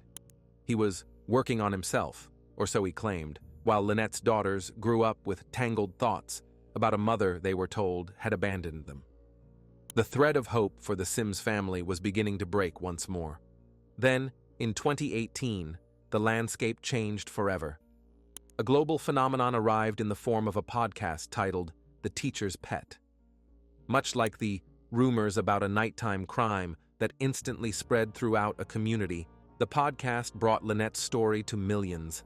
It acted as a digital specialist capable of recovering deleted information, but instead of hard drives, it recovered the memories of witnesses who had been silent for 40 years. Former students, neighbors, and colleagues of Chris Dawson began to speak out. They described a controlling person who used his ability and skill in communicating to manipulate everyone around him. They spoke of the silent power struggle in the Dawson home and the predatory behavior Chris exhibited at Cromer High School. The podcast did what 4 decades of police work had failed to do. It created an unbearable pain of public scrutiny that the authorities could no longer ignore. It highlighted the strange coincidences that needed to be explained, such as how JC moved into the house within days of the disappearance. It turned the case into a criminal story that the whole country was following. The pressure of public opinion became a dispatcher literally ordering the law to act. In December 2018, 46 years after the crime, the breakthrough finally came. Chris Dawson was arrested at his home in Queensland. It was a shocking moment as the golden boy was finally taken into custody and questioned as a suspect in his wife's murder. The investigators now had a wealth of new information and deleted correspondence of the mind, witnesses who were now willing to testify that Chris had once asked them to conduct an investigation into how to get rid of his wife. The chain of interrogations led the police to build a case based on circumstantial evidence that was now deemed enough to charge. They focused on the why and the how, the conspiracy for a contract killing of a marriage. They pointed to his obsessive relationship with JC and his desire to avoid a divorce that would strip him of his prestigious lifestyle and jewelry business of a home. As the trial approached in 2022, the bitter truth was finally ready to be told in a courtroom. The face of the family was about to be unmasked. The investigation hadn't found a pool of blood or remains hidden in shallow graves, but it had found a pattern of behavior that was long-term and systematic. For 40 years, Chris Dawson had repaid with black ingratitude, but the Yellowstone River of Justice was finally returning the truth about what happened at Gilwinga Drive. The ghosts were finally beginning to speak. The detectives who took over the cold case worked tirelessly, motivated by the knowledge that a mother of 4, or in this case 2, couldn't just disappear. They understood that when you delete something, it never disappears without a trace. The trace was the collective memory of a community that had finally found its voice. The Golden Twins were no longer ideal. They were under close scrutiny from law enforcement, and the illusion of justice was about to be replaced by the real thing. The trial of Christopher Dawson, which finally commenced in 2022, was the culmination of 40 years of bitter irony of fate and a family's unbearable pain. Entering the courtroom, the once charming, energetic, and talkative rugby star was now an old man, his golden boy armor stripped away by the cold reality of judicial scrutiny. The prosecution's case was built on the long-term and systematic erosion of Lynette's life, fueled by an obsessive relationship with student JC. Unlike the Shaughnessy trial, which ended in 2023 with guilty pleas, Dawson maintained a distrust and refusal to cooperate until the very end. Justice Ian Harrison, delivering the verdict in a 5-hour-long session, meticulously deconstructed the walkabout narrative. He dismissed the claims of mystery phone calls from Lynette as a foolish fabrication and a dead end. The judge noted that Dawson's behavior after the disappearance was inexplicable, manifesting a strange way to express emotions for a man whose wife had supposedly abandoned her children. The bitter truth was that Christopher Dawson was not a caring father or a fearless hero. He was a controlling person who viewed his wife as an obstacle to his desires. The verdict, guilty, was a blow below the belt for the defense, but a moment of justice for the Sims family, who had prayed to God for this day for 4 decades. Dawson was sentenced to 24 years in prison, with the judge noting his black ingratitude toward a woman who had loved him for 30 years. He had repaid her devotion by taking her life and smearing her name for generations. This trial was the resolution of a criminal story that had poisoned the soul of a community, proving that even after 40 years, the thread of hope for justice can finally lead to the truth. Despite the verdict, a somber silence remains at the heart of this case. Justice was served, but the final chapter of Lynette's story is still unwritten. Her remains have never been found, leaving her family in a state of unbearable pain that no prison sentence can fully erase. Christopher Dawson, now an old man, takes his secrets with him to a cell. While the golden boy is finally gone, the search for Lynette continues, a quiet hope that one day she will be brought home from the shadows of the northern beaches. If you have finished watching, you are a real fan of true crime. Subscribe to the channel, turn on the bell notifications, and put the like. See you in the next video.